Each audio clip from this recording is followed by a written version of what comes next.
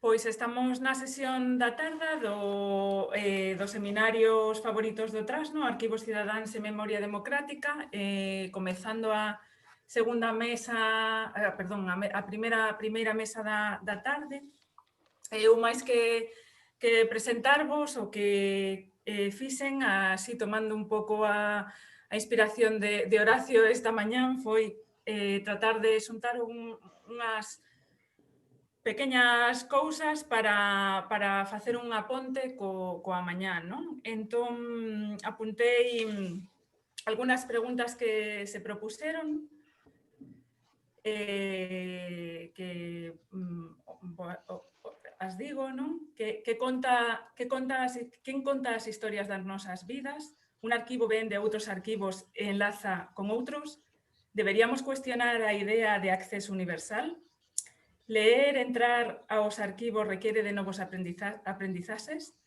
Estamos nun tempo de sociedade pos-arquivo? O arquivo construese por acumulación? É unha loita contra o tempo? O arquivo pode morrer? Pode convertirse en acontecemento? Cal é a apariencia estereotipada do arquivo?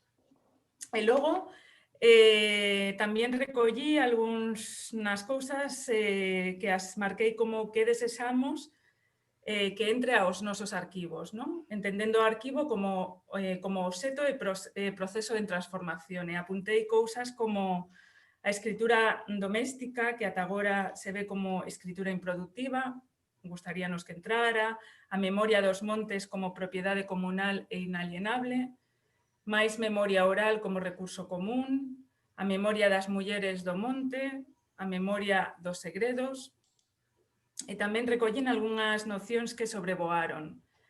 A cara oculta da lúa como arquivo da terra, o diario íntimo como arquivo das nosas biografías e o espazo privado das casas como a súa extensión, as cidadáns como colectoras e xestoras do arquivo, memoria pasiva é unha memoria pasiva e unha memoria activa como memoria e olvido, a arte como dispositivo dende o que facele preguntas ao arquivo e retale a transformarse, os arquivos deben quedar no pobo, coa súa xente, a memoria colectiva debe ficar na vila, a memoria como sentimento común que é da cidadanía e debe de permanecer nela e dende ela actualizarse. E mulime como unha fonte de fertilización. E nada, coido que nesta sesión pois seguiremos facéndonos preguntas máis preguntas, convocaremos desexos e sobrevoarán máis urxencias. Coido tamén que nesta mesa seguiremos facéndonos eco de aquilo que non está nos arquivos, pero si na memoria cidadá. E seguiremos percorrendo memoria popular en esta mesa tamén desde o humor, creo. Entonces, non sei si Anso non sigue sen estar, non? Creo que está. Anxo está, pero mellor... Vale, Anxo está. Esta Anxo mesa... está buscando o seu papeliño. Mira. Tranquilo, quizáis eso. Si Vale, Marta está ben co cambio, vamos co cambio logo.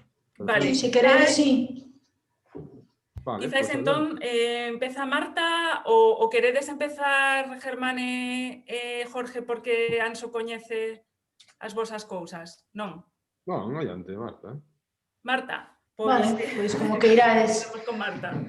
Bueno, pois eu, antes de nada, vos partillar por aquí polo chat uns enlaces que van ser necesarios para seguir a presentación, porque o Twitter, que é a miña fonte, é un antiarquivo, é dicir, é un antiarquivo no sentido de que é imposible buscar para acumular material, tes que pagar porque tes que baixarte aplicacións específicas e é imposible prácticamente procurar os contidos sin ter que desplazarte ata o inicio de cada conta para poder analizalas. Entón, como antiarquivo que é, aquí estivemos falando de arquivos e da facilidade e do acceso, aquí vamos falar exactamente do contrario, o sea, da dificultade de traballar con un material que, ademais, pola velocidade a que se produce, acaba sendo un arquivo prácticamente efémero.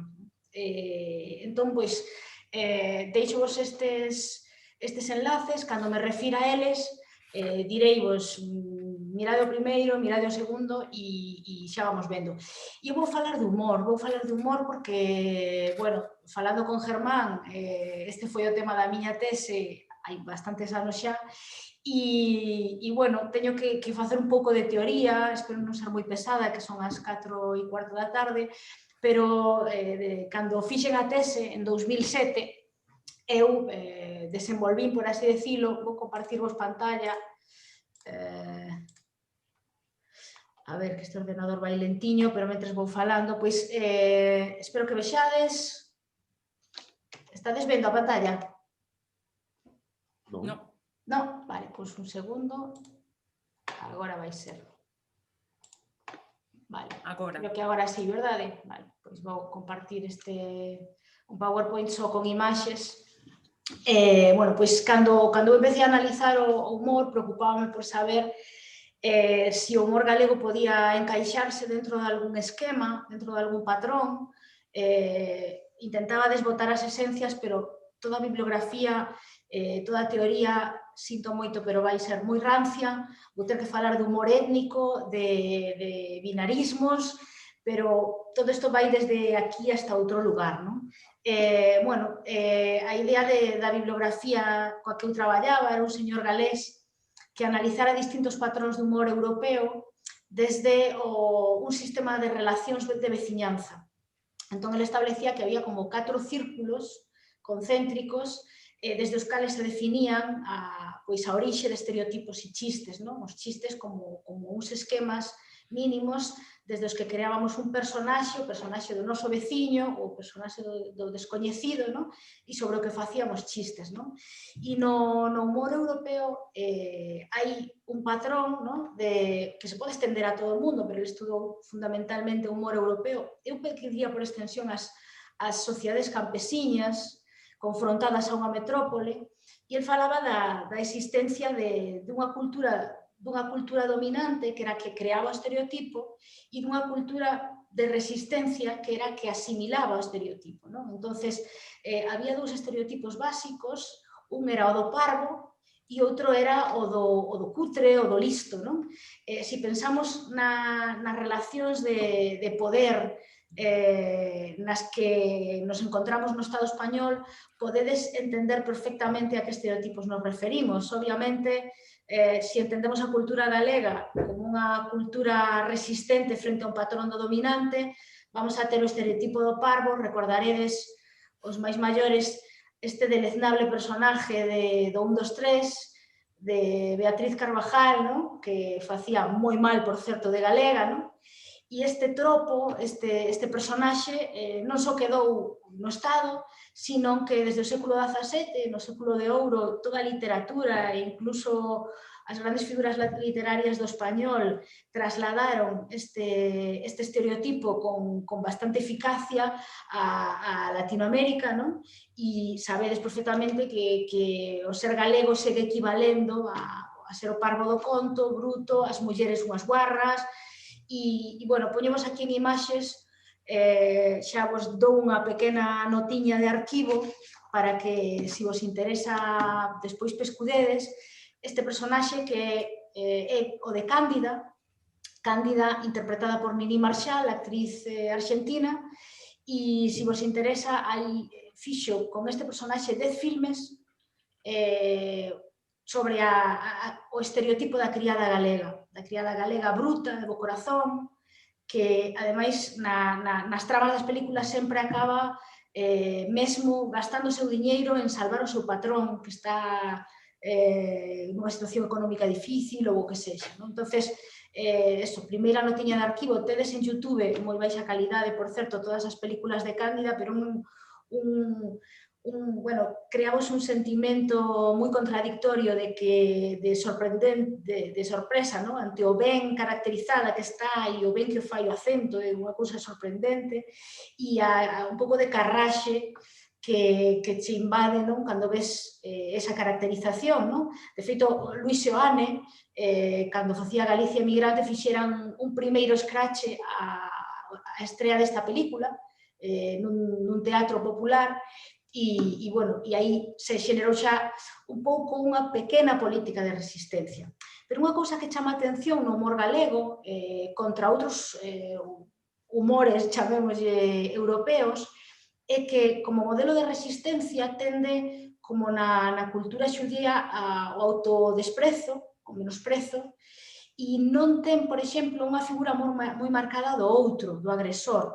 Por exemplo, no humor galés hai sempre unha figura do inglés abusón, que vai ali de ferias e non gasta un peso. En cambio, en Galicia hai escaseza desa representación da figura do outro, non? E toda esta introducción e este nomear a figura do estereotipo e despois a figura do outro, non creades que está lonxe da idea do arquivo, porque a recuperarei despois cando me frente ao obxecto que analicei, non? Como unha primeira achega. Bueno, a que arquivo me enfrentei eu? Bueno, pois un modelo de resistencia, Castelao, obviamente, pouco máis, vale? Eu enfrenteime á Televisión de Galicia e o arquivo da Televisión de Galicia, cando fixen a tese, a dificultade de acceder a ese arquivo, os poucos recursos que ten ese arquivo, e procurei nese arquivo nunhas tardes nas que acabaron ofrecéndome galletas porque lles debía dar pena, enfrenteime a ver un pouco as sitcoms que había naquel momento e analicei varias delas. Bueno, o meme, evidentemente, todos o coñecedes, o personaxe, dalle título a miña exposición, Miro Pereira, e con isto quero explicar como 3 tipos de programas de humor que hubo e hai aínda na Televisión de Galicia. Primeiro, a sitcom como un modelo completamente anquilosado, cheo de risas enlatadas, cun patrón de personaxes sempre moi constante, e sobre todo cun modelo de familia. Hai moi poucas, mirando despois, todas as series que se produciron despois, chama a atención que son todas moi estándar, pois series protagonizadas por Ana Quiro naquel momento, Miña sogra máis eu, moitas sogras constantemente, sogras e cuñados, como o efecto do cómico constantemente, dicir, a familia política como un problema, problematizada, e despois hai moi poucas cousas nas que, por exemplo, haxa un personaxe protagónico feminino, o caso de Lucy, que é a serie de Zopilote, na que, sorprendentemente, pasan varias cousas inéditas na Televisión de Galicia. Personaxe protagonista femenina, muller separada, e aparece perfectamente identificable a cidade da Coruña, porque nas series da Galega é imposible, hai sempre un lugar ausente, hai, bueno, evidentemente céntranse no rural, pero cando hai unha cidade, a cidade queda sin nomear sempre. Entonces, por un lado, pois esta cuestión das series, pratos combinados co seu humor branco, surrealista. Outro día falaba con Germán Dadá, que chega a ser absolutamente absurdo, pero sempre un humor moi branco, un humor que non ofende, que non xera ningún tipo de problemas. E este é un dos modelos. Outro dos modelos é o que se chama na cultura anglosaxona o double act, que é o dúo cómico, que aquí vedes nas imaxes os 2 exemplos máis populares e máis exitosos, que saíron, por certo, da factoría Luar. É dicir, todo o que perdura algo na Televisión de Galicia saiu do contendor Luar. Pola mañá falaba Carmen Nogueira do contenedor de feminismos, bueno, pois o Luar é o contenedor de machismos, que, bueno, haberá que matizalo tamén, porque tamén ten cousas interesantes, pero do Luar saen personaxes como os Tonechos, que despois se independizan e teñen a súa propia sitcom que se chama A Casa dos Tonechos, e despois saen estes personaxes Nucha e Mucha, que son outro dúo cómico que tamén, que me parece moito máis interesante polo carnavalesco, é dicir, son figuras de homes travestidos, moi na tradición do entroido máis chafalleiro, é dicir, na idea dunha cousa moi popular. Pero ainda así, unha vez máis, a sogra, o cuñado, son sempre as figuras cómicas por antonomasia. E un terceiro modelo foi un humor que estivo aí nos inicios da Televisión de Galicia e que despois, brevemente, durante o período bipartito, se recuperou en varios programas que foron singulares, cando menos, orixinais. Nos inicios da Televisión de Galicia tivemos o famoso O Mellor, que era un programa de chistes no que saían Manolo Rivas, xente pois agora que está traballando noutros ámbitos, non na televisión, e o famoso e realmente increíble programa Sitio Distinto. Non? Outra nota de arquivo, cando acudades o arquivo da Televisión de Galicia, nin Sitio Distinto nin O Mellor aparecen. Foron borrados, igual busquei eu mal, pero busquei. Sitio Distinto foi un programa que foi eliminado do arquivo.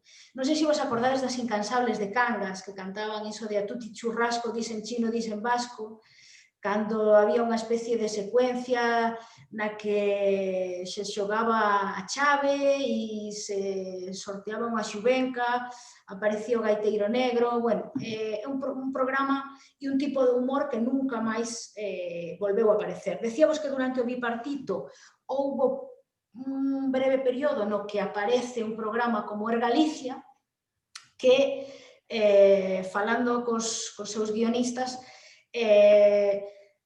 pois decía que aínda non conseguiran realmente chegar ao tipo de humor que querían facer, non? Pero asoman outras cousas que despois vamos ver nos exemplos. Non?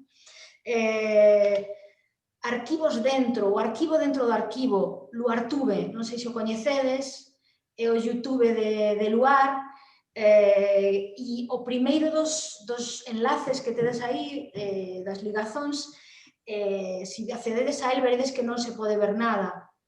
Quixeno traer, seguramente o coñecedes xa, é o famosísimo momento no que un grupo que levaba bandeiras de Nunca Máis intentou entrar no plató de Luar e, bueno, Galloso, o meu acompañante de hoxe, pois dixolles algo así como, bueno, podemos protestar, pero con educación, con educación.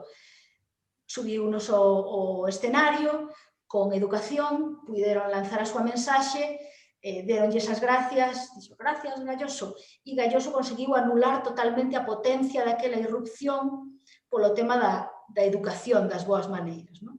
Entonces, temos arquivos dentro de arquivos da Televisión de Galicia, pero para mí moi pouco aproveitamento dun material que hai aí moi potente, moi interesante. Cando non se utiliza desde as institucións, é a cidadanía o que recolle este material, non? E o que fai a cidadanía é, nestes momentos, metelo en redes sociais. Non? Entonces, a min interesoume ver este humor que o analizara da Televisión de Galicia, si seguíamos ríndonos con él, si en 2020 a xente seguía usando os chistes de Nucha e Mucha, si seguía facendo gracia Miro Pereira, si se aproveitaba de alguna maneira este arquivo tan incompleto e tan deslavazado que ten a televisión, e entón pois acudín o que son as contas que se chaman popularmente out of context, fora de contexto, e que desde este ano, porque evidentemente houve moito tempo libre, pois se foron creando, sobre todo en Twitter. Non? En que consisten estas contas? Non? Pois son contas de fans, basicamente, xente anónima que rescata vídeos de series, de programas, de todo tipo de elementos da cultura popular televisiva e fora de contexto son reapropiados, se resignifican e tamén permiten na conversa que os propios usuarios da rede os reutilicen e lle dean tamén novos significados. Non? Entonces, este out of context, esta posibilidade de sacar de contexto pequenos sketches ou gags, permite que se cree un arquivo apócrifo. Pola mañán falábase da idea de que estábamos falando de que eran antihexemónicos. Por tanto, hai unha idea de que estas contas están enmarcadas dentro dun contenedor profundamente hexemónico como é o Twitter, no que aparentemente temos contas contrahexemónicas, pero que siguen estando controladas, obviamente. Isto non o podemos esquecer nunca. E, sin embargo, se pode dar así algún efecto carnavalesco no que os usuarios das redes pois non só retuitean, sino que comentan a actualidade con estas contas do pasado. E se adaptan, por exemplo, os memes do presente a aquelas series do pasado. Non sei se recordades que Antón, o cuñado, eu creo que o cuñadismo naceu en Pratos Combinados, non teño máis teoría que esta, é dicir, sinto moito, pero non ten nada que ver coa cultura española, naceu aquí. O cuñado de Miro Pereira iba polo bar e sempre quería, estaba obsesionado coas nécoras, non? Entonces este meme tan repetido da rede, non? Pois utiliza esa cousa desta parella para recordar aquel kink, aquela fixación de Antón coas nécoras, non? Entonces, nesta conta que se abriu o 27 de marzo de 2019, pois foronse xuntando vídeos que se rescataban probablemente do propio arquivo, directamente grabando pantalla, capturando pantalla da Televisión de Galicia ou grabando probablemente desde outros soportes, pois se van recuperando estas historias e dándolles, xa vos digo, unha nova significación, no caso particular de Pratos Combinados, unha significación, ademais, directamente política que o programa original non tiña. Outras contas hiperpopulares. Bueno, perdón, vamos ver os enlaces. Hai dous enlaces de Pratos, poños porque evidentemente son un placer velos. Se ides o primeiro, vou sair aquí desto para acompañarvos no visionado. Se ides o segundo dos links que vos puxen, que creo que poño algo así como Visigoda, e o vedes.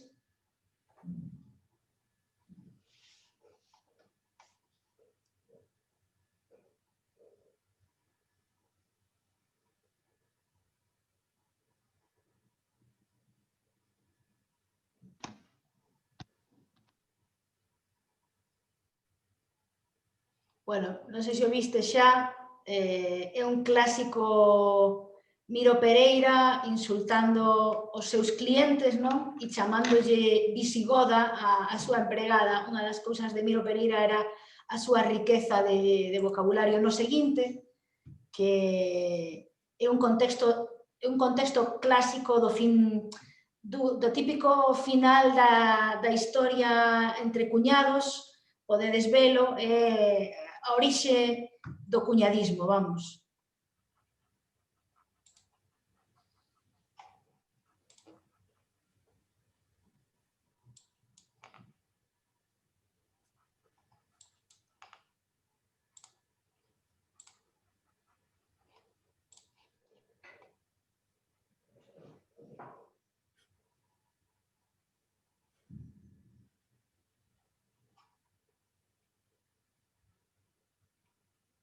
Bueno, pois xa vedes, é un humor completamente branco, un humor que non molesta a ninguén, non? E despois, volvendo un pouco a esta presentación, outras das contas out of context que tiveron moito éxito son as das dobraxes, non? Desde o famoso Suelen, estas bebedas Suelen, non?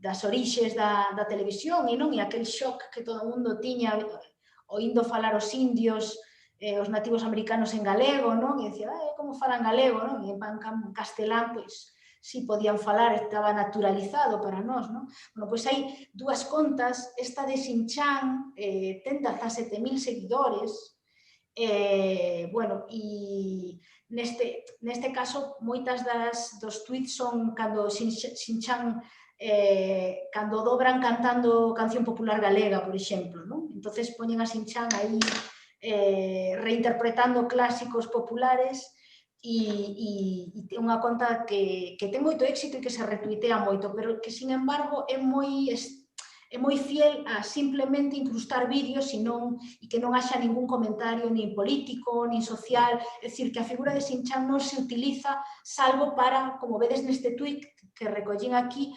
para defender a lingua galega, por exemplo. Non?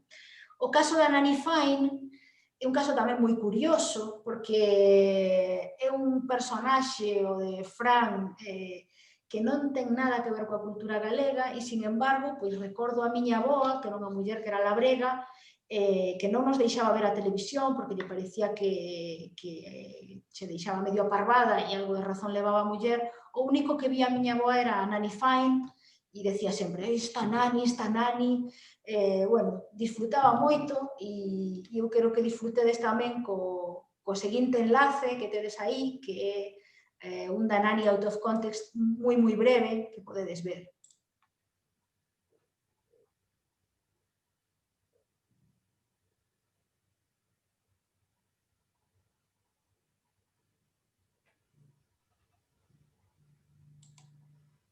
Bueno, non sei se o vistes, pero era aquí ademais unha loita de clase sempre entre o mordomo, non, da casa e a Sisi, que era a novia do protagonista, non? Pois a idea de que sempre había aí como unha especie digamos, de loita e unha dobraxe, ademais, moi ben feita, que era moi divertida e que eu creo que é o secreto do éxito.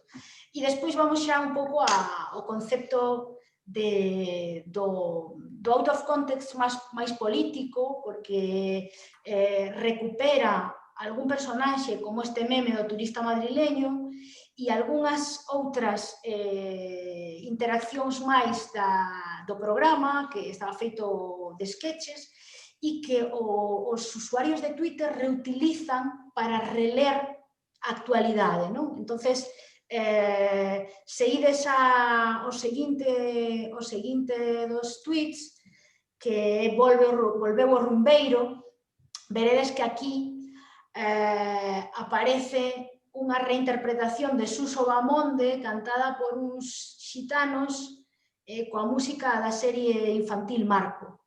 Deixo volo ver e despois tamén comentamos se coñecíades este sketch de Mofa e Befa, por certo.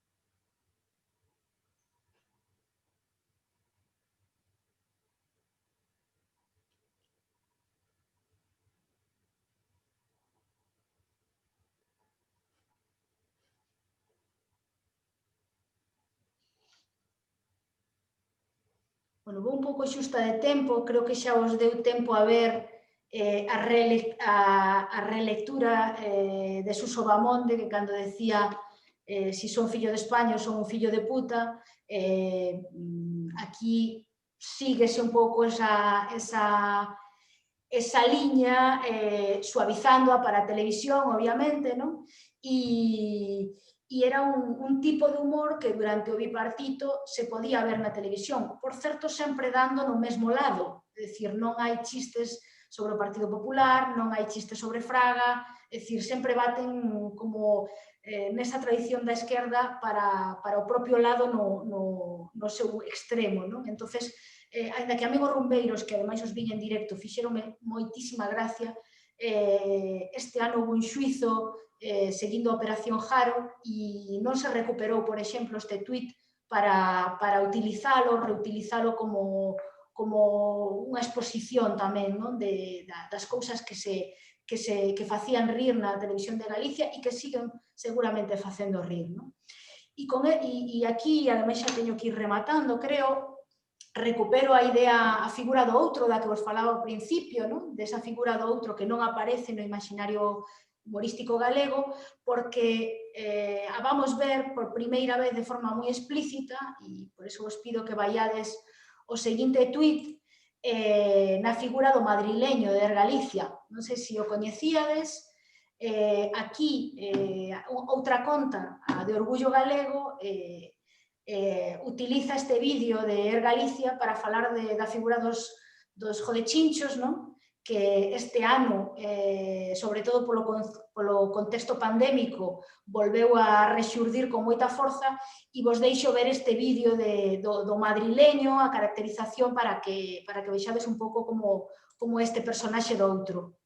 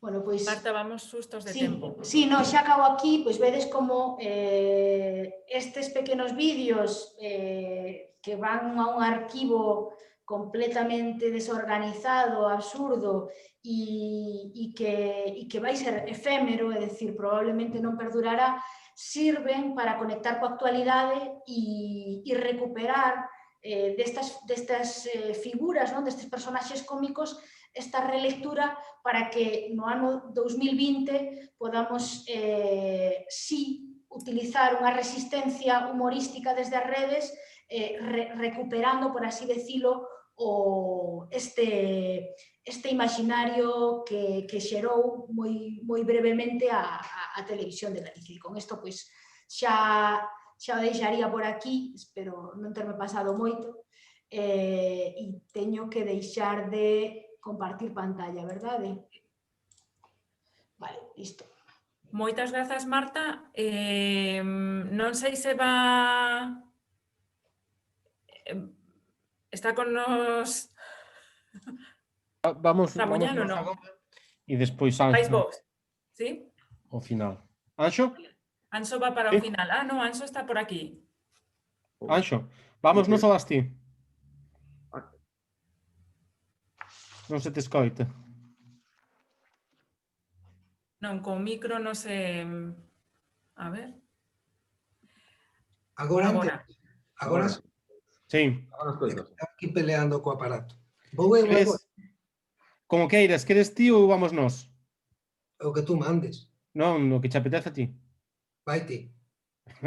Veña, pois moi ben. Nada, pois moitas gracias por estar aquí nestas horas de tarde, por estar, home, Ryan, vai aparecendo xente do outro lado do océano, está moi ben vervos por aquí polo online, ten as súas vantaxes, non teríamos gustado máis non ter partillado estes días no Museo do Pobo Galego, pero, bueno, a parte boa é que algunhas persoas que se non podíades estar aquí connosco, pois estades compartindo o espacio.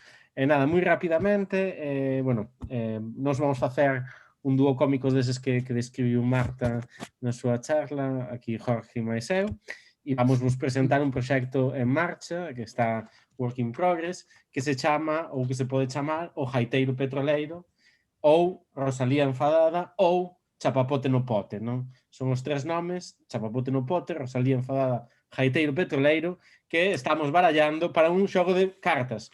Por iso estamos barallando xustamente eses nomes, non? O noso proxecto é un proxecto dun xogo de cartas, hoxe en día só existe na súa versión beta, esta é a versión beta, debuxada con moito cuidado, metido nunhas fundiñas. Algúns deles xa teñen marcas de cervexas, están así un pouquiño esvaídos pola choiva tamén, porque temos xogado en circunstancias meteorolóxicas moi tal. Efectivamente, se deseñas un xogo de cartas en Galicia é unha cousa na que hai que pensar, e un xogo que ten como obxectivo fundamental facer unha memoria crítica e activa da catástrofe do Prestige e de todo o que se relaciona con esa catástrofe, convocando o imaginario da cultura galega para eso. Cada unha destas cartas, son 150 cartas, teñen personaxes distintos, hai distintos tipos, agora iremos entrando nesto, e o proxecto na segunda fase, na que estamos por entrar, vai facer unha chamada, un chamado a ilustradores, debuxantes, fotógrafos, artistas e diversos personaxes gráficos para que nos aporten un debuxo, unha carta, e deste xeito a propia baralla tamén quere ser un arquivo do arquivo visual e dos arquivistas visuais neste momento. Jorge? Sí, bueno, o xogo, bueno, esta idea do Haitiro Petroleiro nace un pouco pola conexión que temos Germán, tanto Germán como eu, co País Valenciá. Un día falando, os dous coñecíamos un xogo que ali en Terras Valencianas é unha auténtica institución, que é la Fallera Calavera. Amoso aquí a caixa do xogo na súa primeira expansión. É tan exitoso que xa sacou 2 expansións, eu teño a primeira, a segunda non a teño. Van sacando expansións con novas cartas, nova tabuleiro incluso na última. E bueno, comentando Germán e eu, mercamos o xogo e empezamos a xogar Germán e eu con certas amizades, non? Ata que un día nos percatamos de que, bueno, isto podíamos traelo aquí a Galiza en torno a este proxecto sobre o Nunca Máis, sobre o Prestige, e tamén reclamando, chamando a certos aspectos, certos persoeiros da cultura galega, do seu componente sociopolítico. Non pensando igual en ter tanto éxito como a Fallera Calavera, que ali en Valencia hai xogos, hai campeonatos presenciais incluso, pero bueno, sí que nos parecía como un bo complemento de cara a este proxecto, non? De unha gran burla negra. E, por suposto, cando empezamos a pensar nesta posibilidade, tamén lembramos que no seu momento a plataforma contra a burla negra levara a cabo a baralla do Prestige. Aquí vemos algúns dos triunfos, vemos aquí a Don Manuel, vemos a M. Rajoy, a Paco Vázquez. Bueno, estas foron algunhas das cartas da baralla do Prestige, a baralla clásica española que fixera a xente da burla negra no 2002, 2003, e que algunhas ten imaxes moi icónicas en manifestacións coas naipes en gran tamaño na Praza do Obradoiro, por exemplo. Entón, bueno, aí xa empezamos a tomarlle, xa levamos un par de anos co tema, e xa incluso chegamos a un acordo con Enrique Aguilar, que é o creador da Fallera Calavera, un acordo de licencia de cesión, non? Para levar a cabo o xogo, pero a nosa propia tipoloxía de xogo, que agora mesmo explica vos, Germán. Vale. Na base do xogo hai 4 tipos de cartas, non? Podese xogar de 2 a 6 xogadores, o ideal son 3 ou 4, cada número de xogadores provoca dinámicas de xogo diferentes. Cada xogador ten un número de cartas, hai un mazo central que vai repartindo cartas e en cada turno podese facer unha acción ou roubar unha carta.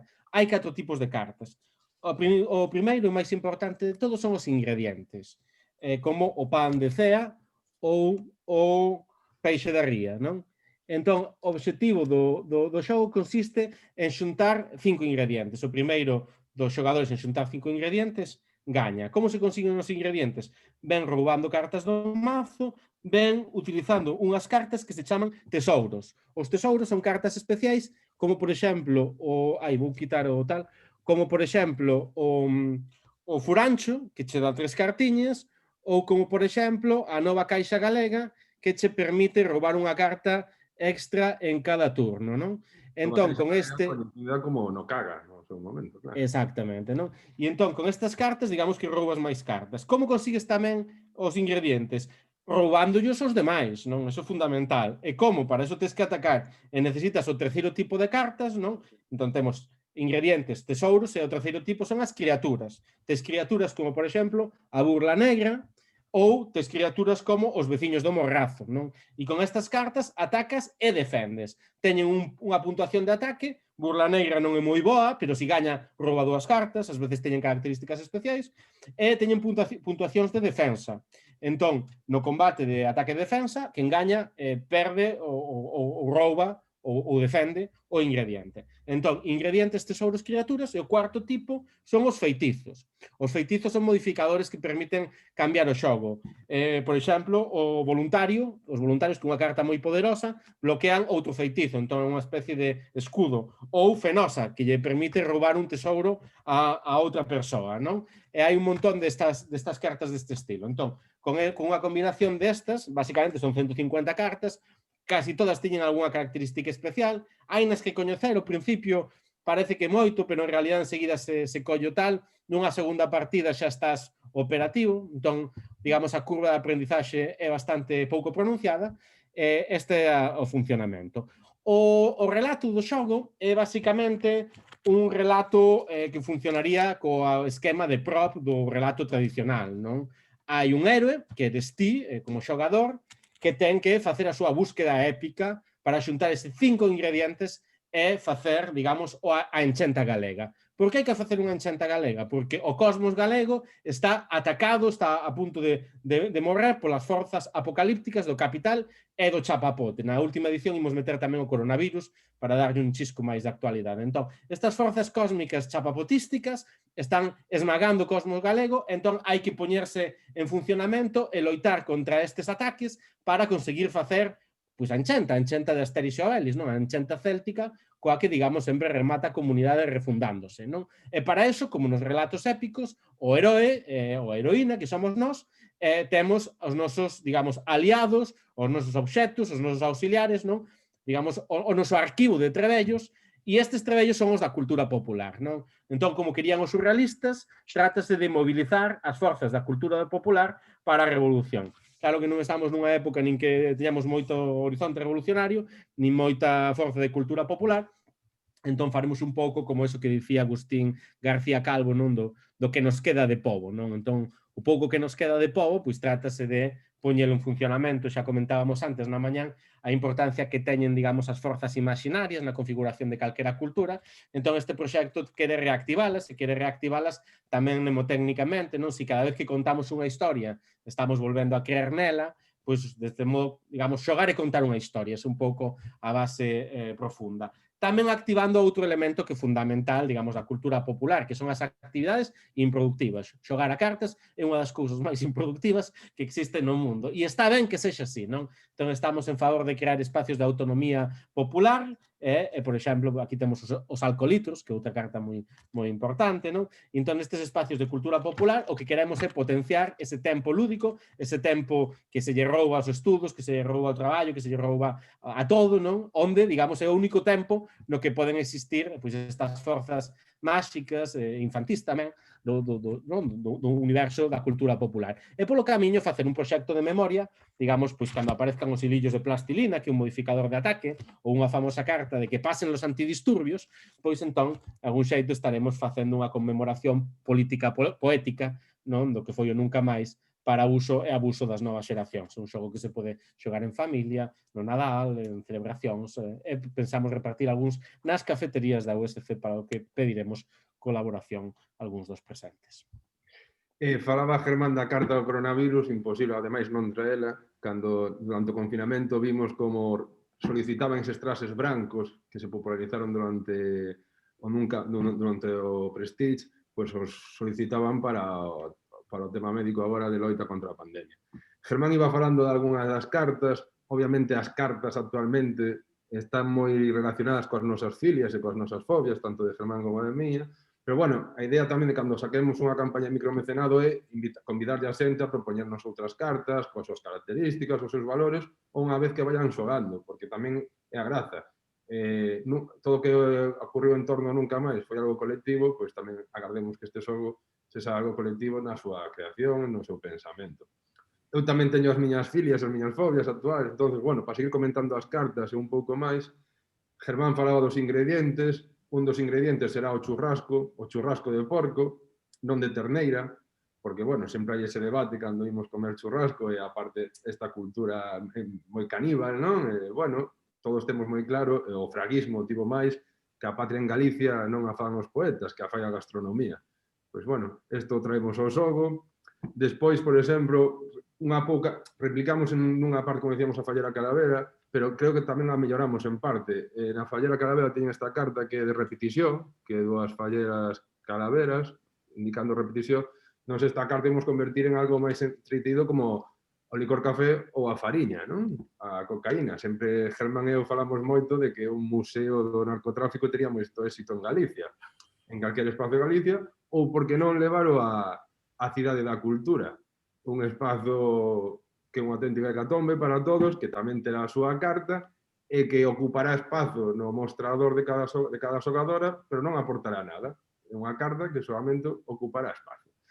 Por outra parte, teremos a carta de Pérez Varela, será unha carta que terá unha capacidade de 0 en ataque e de 0 en defensa, o sea, unha carta moi inútil, así como a de Conselleiro de Cultura.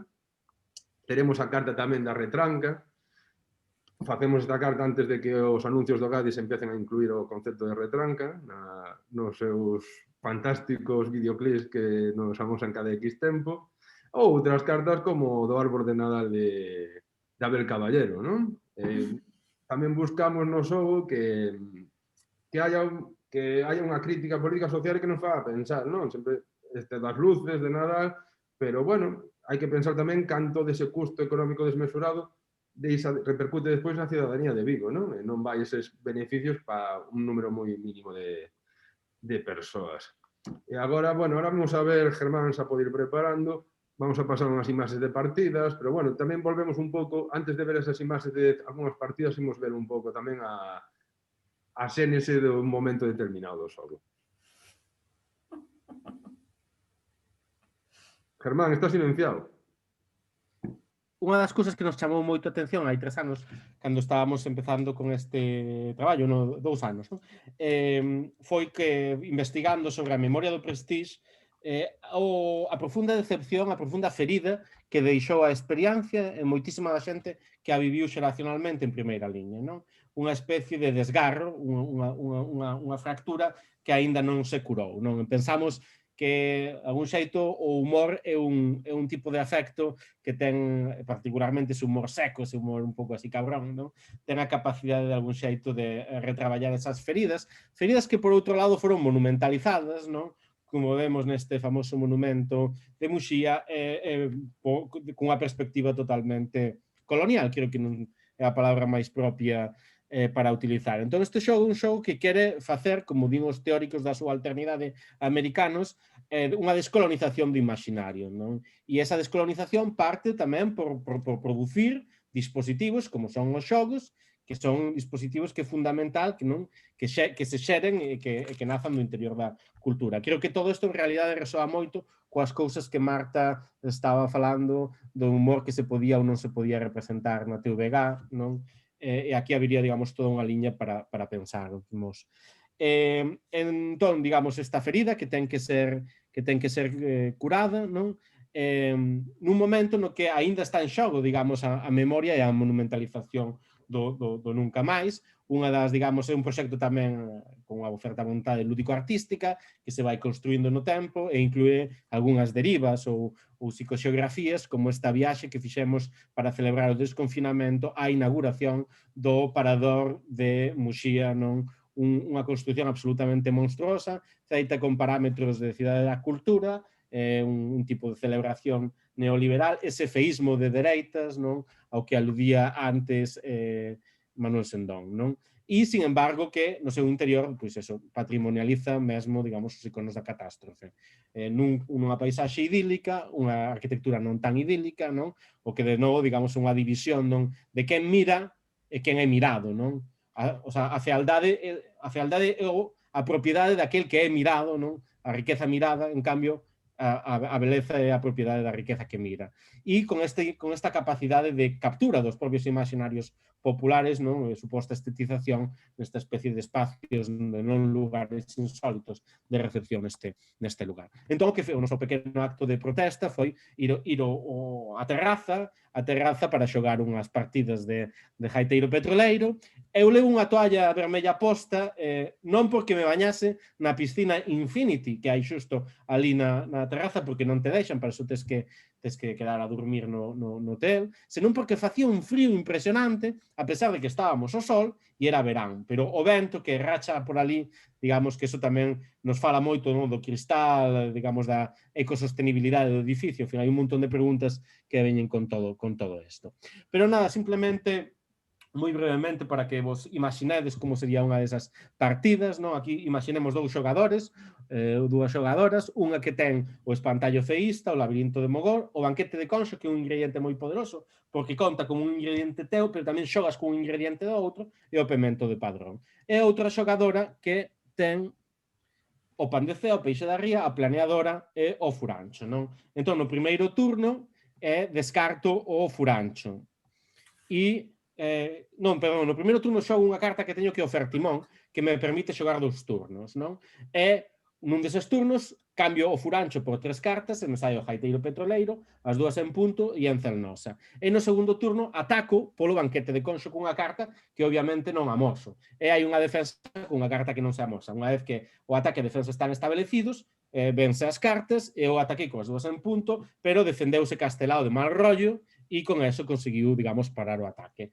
E no seguinte turno, a contra é a Trov, non? Pois con este ataque co chapapote que che fai perder un turno, e así vai transcurrindo o xogo. Hai un momento clave no que o Gaiteiro Petroleiro, que ten a capacidade de matar sempre a fraga, é defendido polo Naufraga, que é unha especie de fraga zombie que se gaña, volve. Despois hai un Fertimón, hai un licor café que permite tamén un doble turno, pero é un farol, ataco co Dinoseto, que é unha carta de farol, e a defensa coa Santa Compaña consigue roubar o Dinoseto, en efecto, pero con eso non gaña partida, non?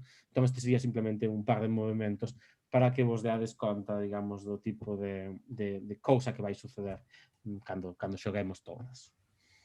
Tamén é moito máis complicado así do que resulta, como comentaba Germán, collese moi rápido a facilidade para xogar. Isto é unha das cousas boas e que nos guste, que, bueno, a segunda partida xa podes estar competindo coas túas compañeras de mesa.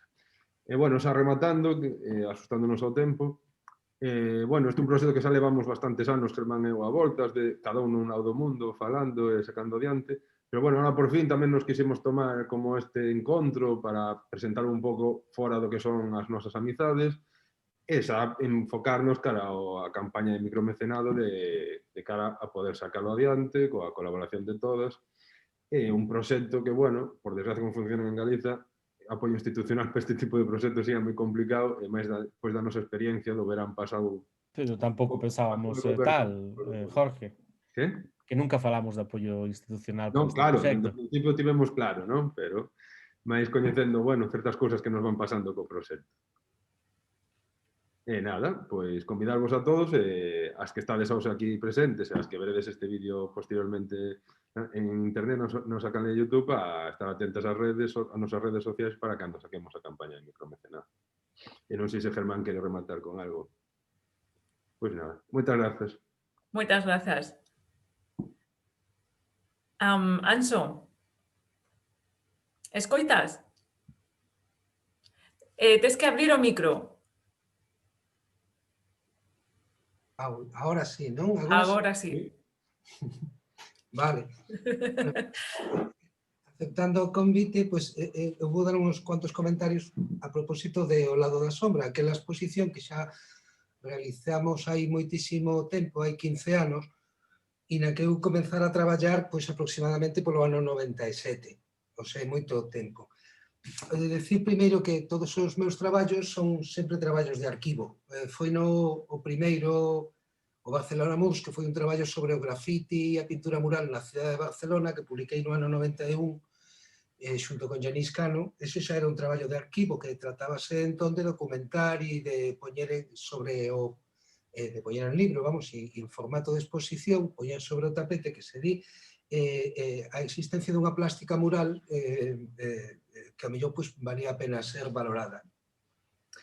Tamén son de carácter de arquivo os traballos que fixen sobre Catalarroca, etc. E non falamos deso. E teño outros que agora vendo as vosas colaboracións quedoume pena de non ter seguido o consello de Germán, que me decía que era ocasión de falar de un proxecto que teño en marcha sobre os hórreos e sobre a icónica a imaxe do hórreo en Galicia. Pero bueno, así estamos. Realmente todo o traballo, meu é un traballo de arquivo e colecciono todo tipo de cousas, pero non nun sentido material.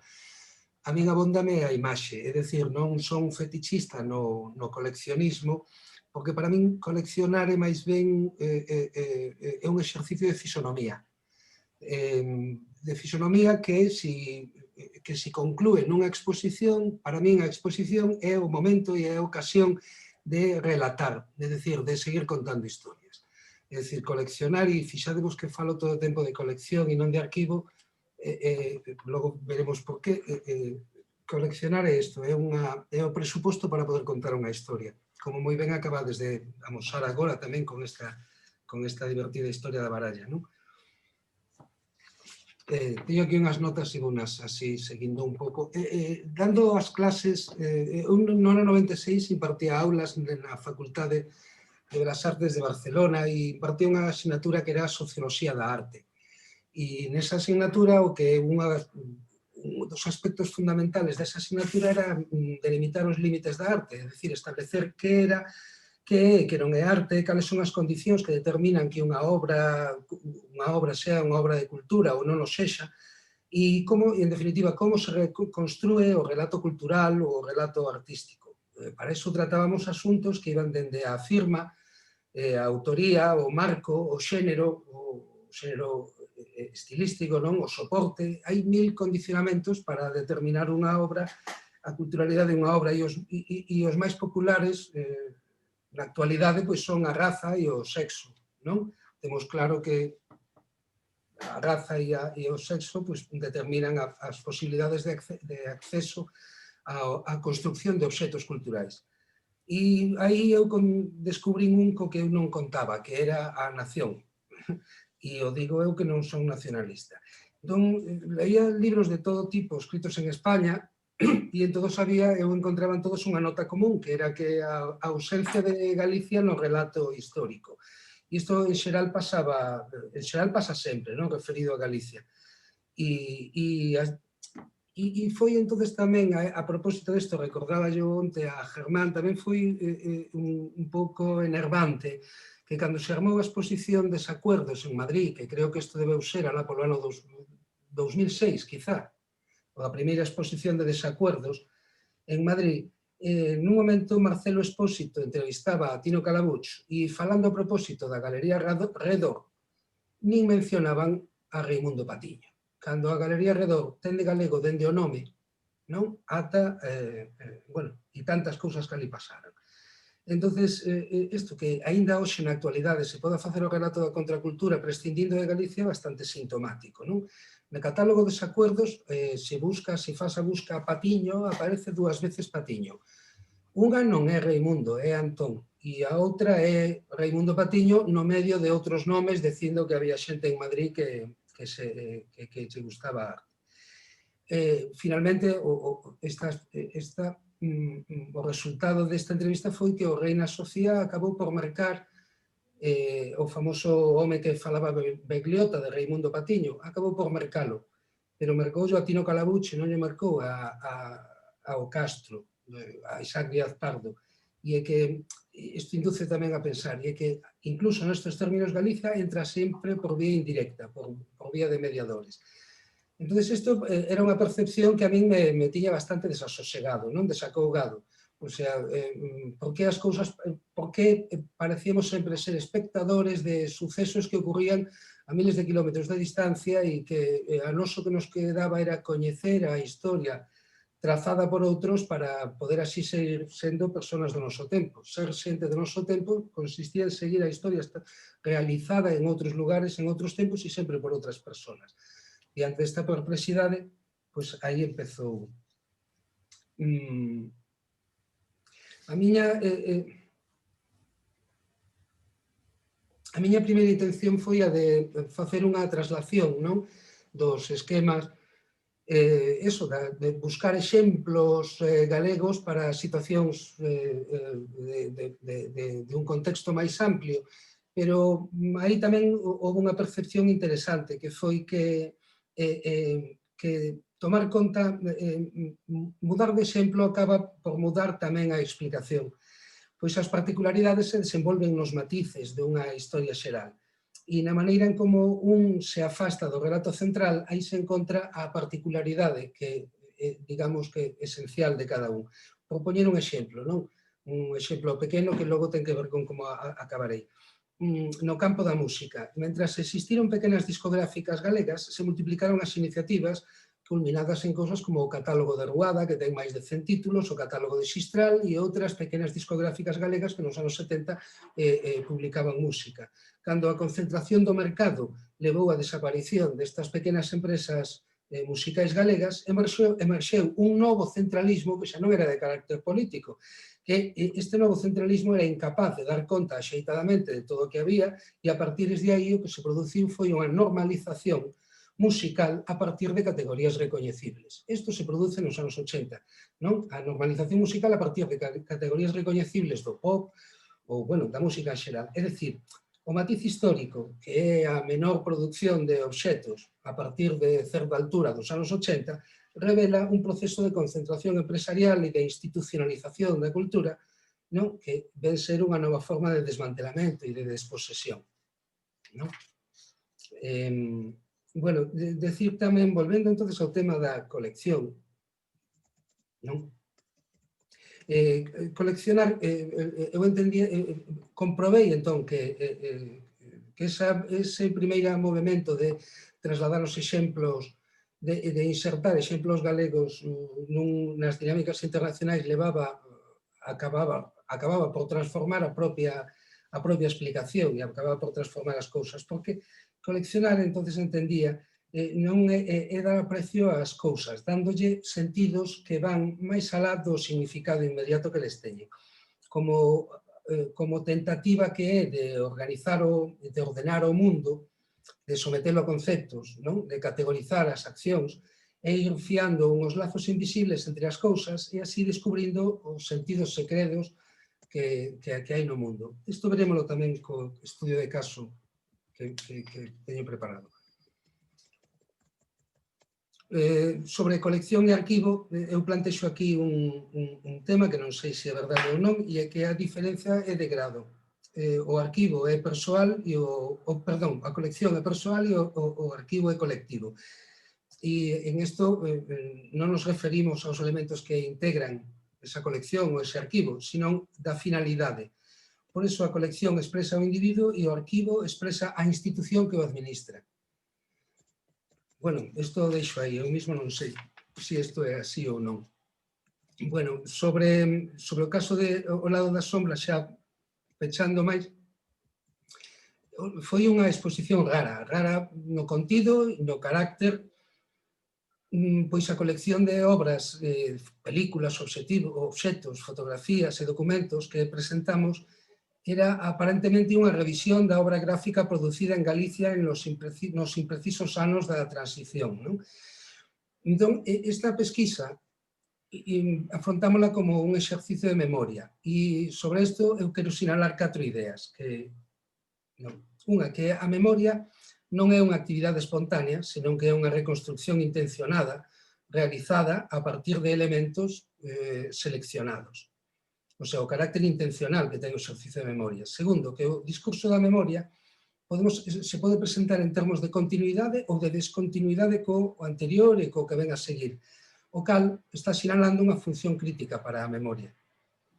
Tamén quero sinalar que a memoria se construe sempre desde marcos espaciais, temporais, temáticos e estilísticos, é dicir, que ten un perímetro propio, e finalmente que é a memoria colectiva a que alimenta a memoria individual, e non viceversa.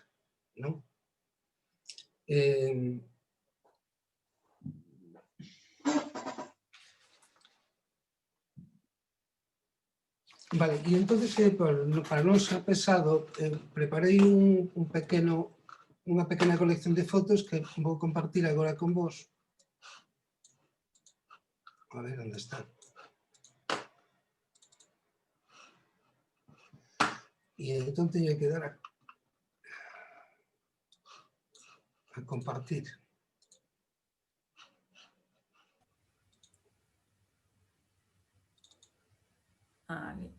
Yes? Sí, Vese, non? vese, sí. Vale, vale. Este simplemente unha pequena colección de 10 imaxes que seleccionei antonte e que non queren ser nin definitivas nin significativas. Son 10 imaxes. Vale. Isto decía, esta é a gran utopía sonora dos anos 90 e 2000 que foi a estación de sonido, non aquelas grandes camionetas que cargadas de bafles de sonido cos que circulaban en Latinoamérica. Vale, pois aquí temos entonces un anticipo que é unha obra dos primeiros anos 80, no? De Díaz Pardo, basada nunha obra, ou ten que ver, ou quizáis Germán non lo poda explicar mellor, ten que ver cunha obra de José Ruibal estrenada no Teatro do Castro, alá polo ano 82. Primeiro, sobre a música en Galicia, decir, cando nos anos 70 as grandes figuras da música en Galicia eran os Tamara, que son estos señores, non? Os Tamara comenzaron a súa carreira musical no norte de África, en Orán, en Casablanca, en Arxel, actuando nos casinos no tempo no que aquilo era dominación, protectorado francés. Vale, era protectorado francés. Un instante.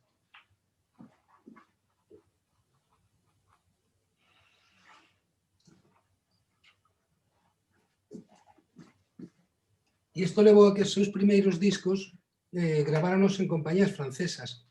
E, de feito, eles tiveron máis presencia nos escenarios non só do norte de África, de Marrocos e de Alxeria, sino tamén actuaron en Irán, en Irak, e gravaban en Francia e actuaban no Olimpia de París. Entonces, aí comeza, digamos, este pequeno relato dunha memoria musical galega que está trasterrada, non?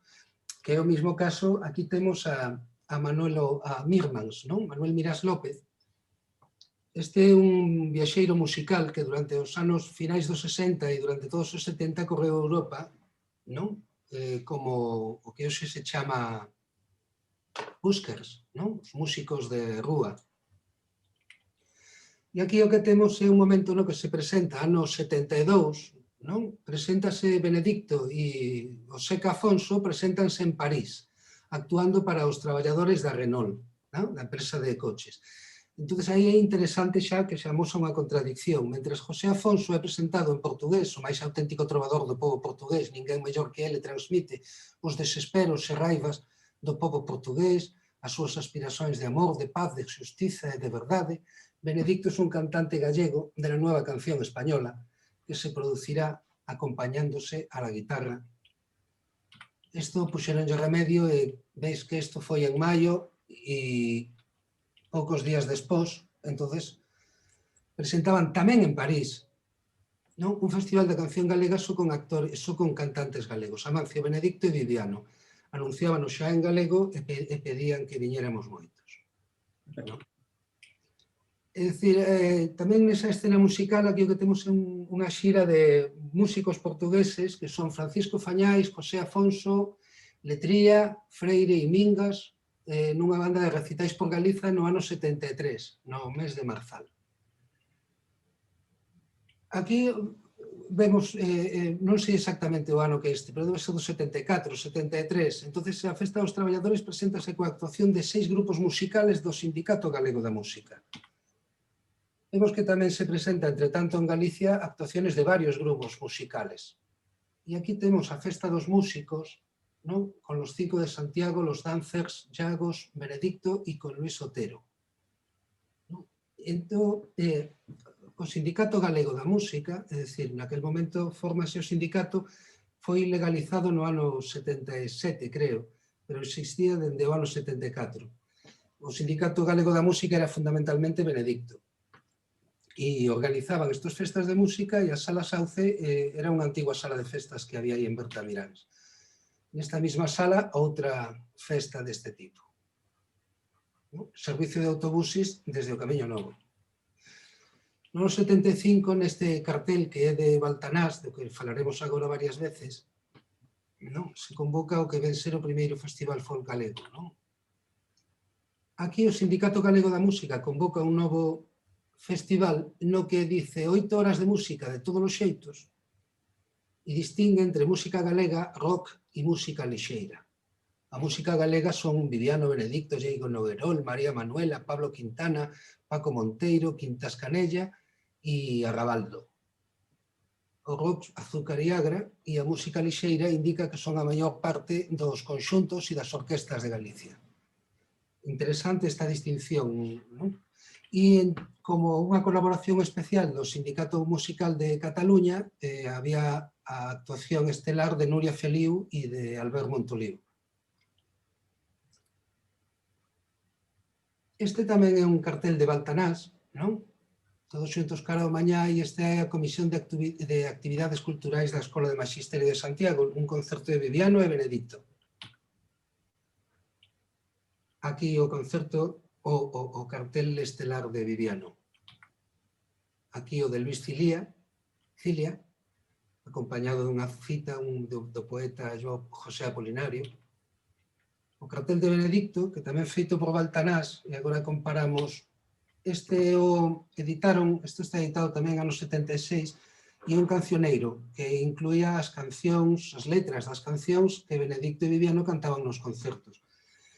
Vedes que o diseño é parello, o diseño de José Baltanás, que é un catalán que chegou aquí a Galicia sobre o ano 75. El veu impartir clase na escola, na escola do mestre Mateo, clases de deseño gráfico, foi o primeiro profesor de deseño gráfico, e del queda aquí en Santiago unha obra maravillosa que é o decoración interior do restaurante Don Gaiferos, na Rúa Nova, e que se conserva impecable, tal cual o realizou el alá polo ano 77. A chegada, isto tamén nos fala de outro detalle, que un grupo de cataláns que desembarcaron en Compostela ao redor do ano 74-75, cataláns que chegaron ali a fotógrafa Ana Turbau, o realizador de cine Llorén Solé, chegou o arquitecto Salvador Tarragó, con eles veu tamén retornado desde Barcelona Justo Veramendi, viña tamén José Baltanás, diseñador gráfico, e algún outro máis do que agora me esquezo.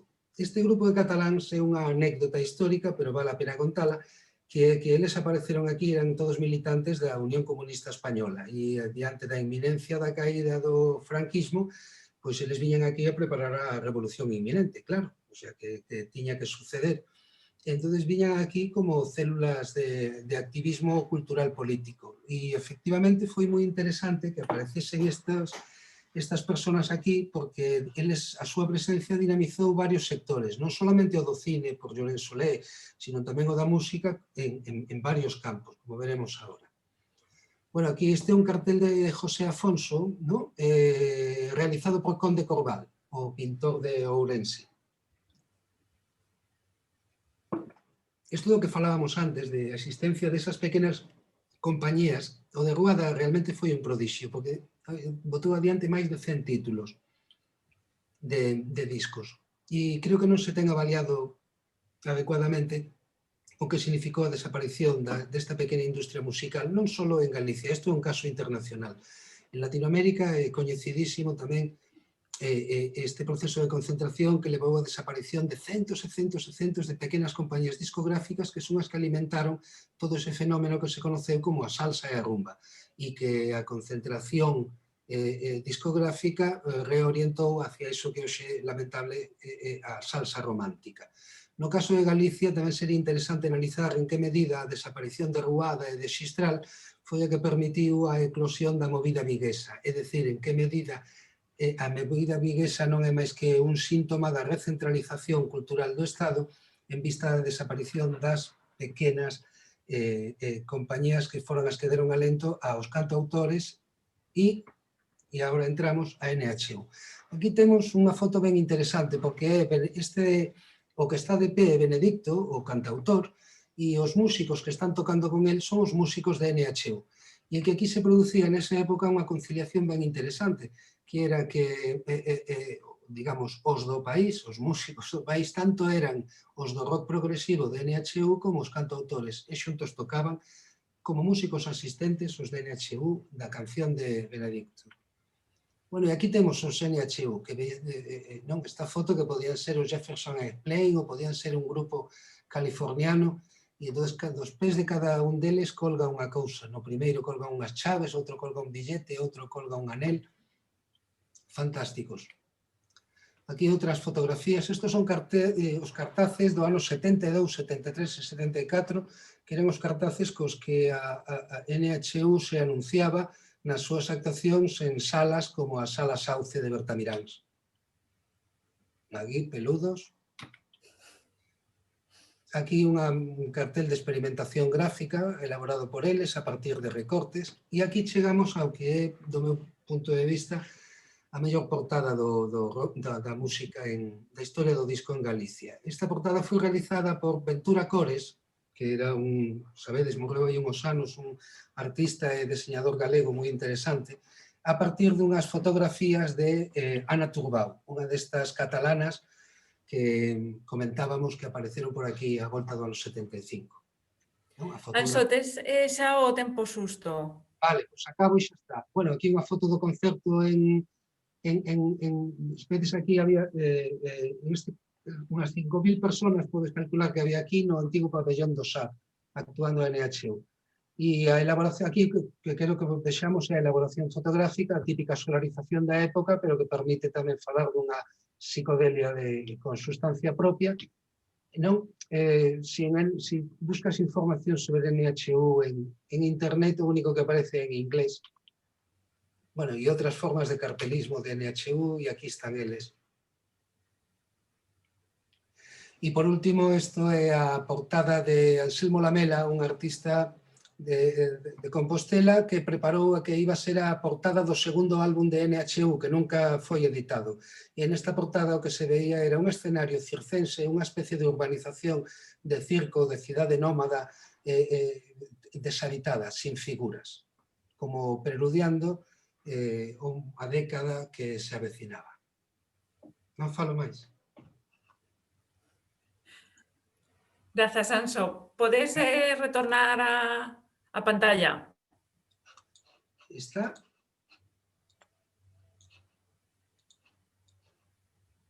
correcto. Correcto, correctísimo.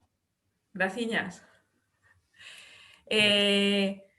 Pois nada, o que imos facer agora é abrir os micros para as preguntas á sala, aos compañeiros e compañeiras, porque temos máis ou menos media hora ou un pouquiño máis antes de ir á pausa. Entón, se alguén de vos vexo que hai moitas pantallas, non sei quen está acompañándonos ou non. Non sei se queredes facer algunha pregunta, algunha intervención.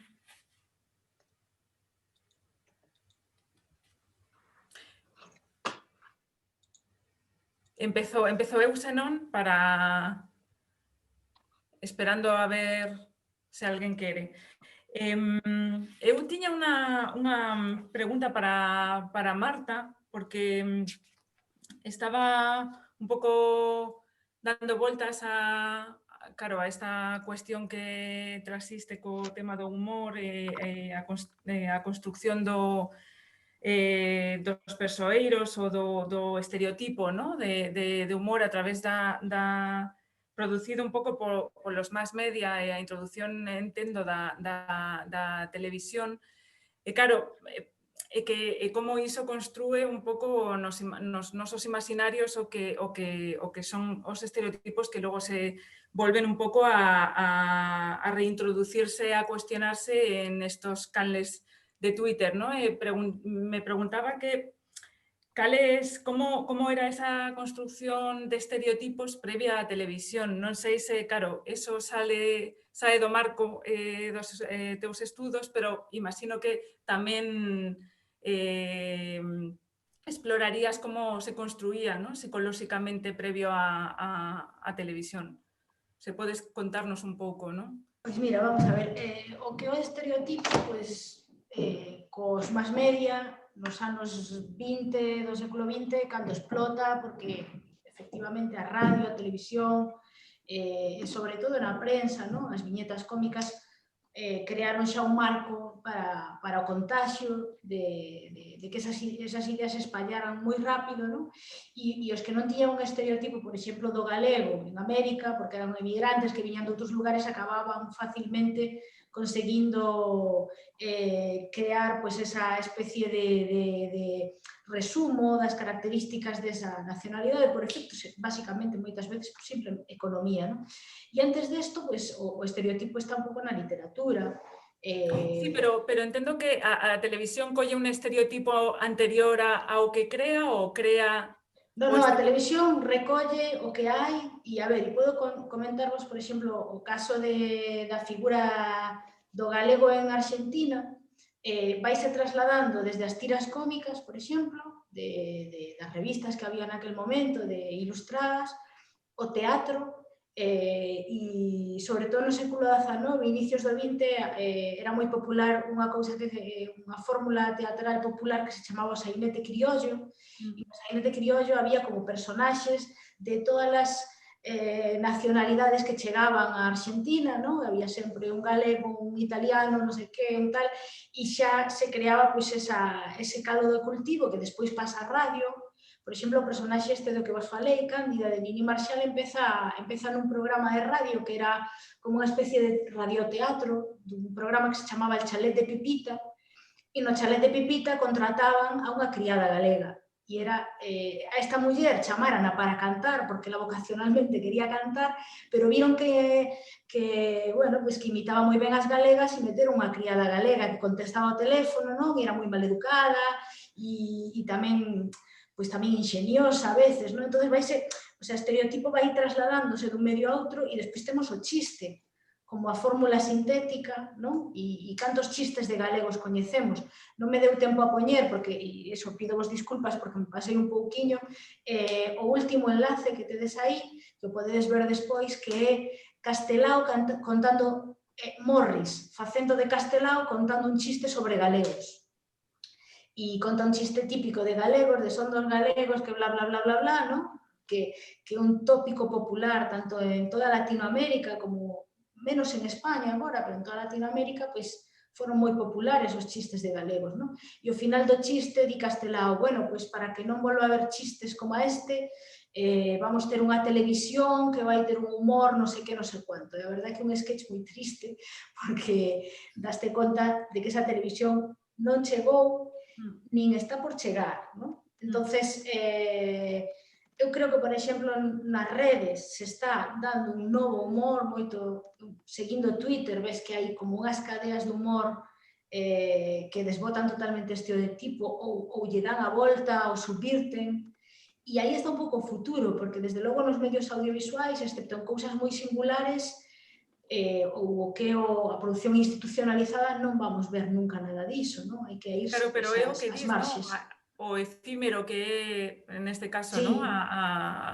Que prevaleza, ¿no? O ese escándalo. Claro, a idea é que, bueno, pues que hai tamén double acts dos cómicos aquí como Jorge e Germán, sí. como Mofa e Befa, que funcionan moi ben e que son os creadores dos rumbeiros independentistas, por exemplo. É dicir, que no teatro sí que hai un humor resistente, pero no audiovisual, ademais, o cinema galego último é moi serio. É dicir, non hai unha comedia.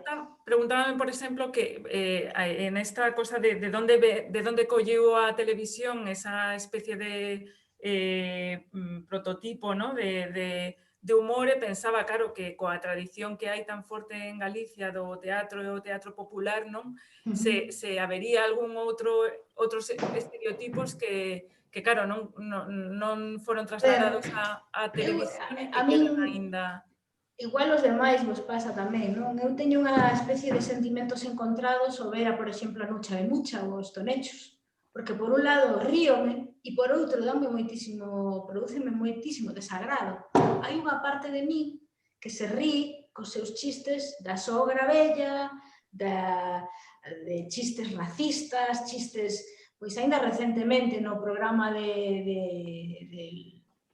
o Tonight Show este de Roberto Vilar, siguen pintando a xente de negro, siguen saindo dúas facendo de lesbianas que non sei que, é dicir, sigue sendo unha cousa completamente chocalleira, que tamén eso está na cultura popular, ollo, é dicir, toda a cuestión do humor sexual e todo eso está na cultura popular, pero eu creo que hai como un modelo moi anquilosado dun humor, do que vos decía antes, deses paradigmas étnicos, non tan rancios que eu empezaba a ler e que son totalmente contestables porque é estructuralismo moi básico, siguen funcionando perfectamente na televisión, porque a televisión que se fai nestes momentos está pensada para un público que quere completamente alienado, que non consiga pois, utilizar o humor, como decía Castelao, ti que podes rir morde. Pois non hai humor que morda no audiovisual galego nestes momentos. Gracias.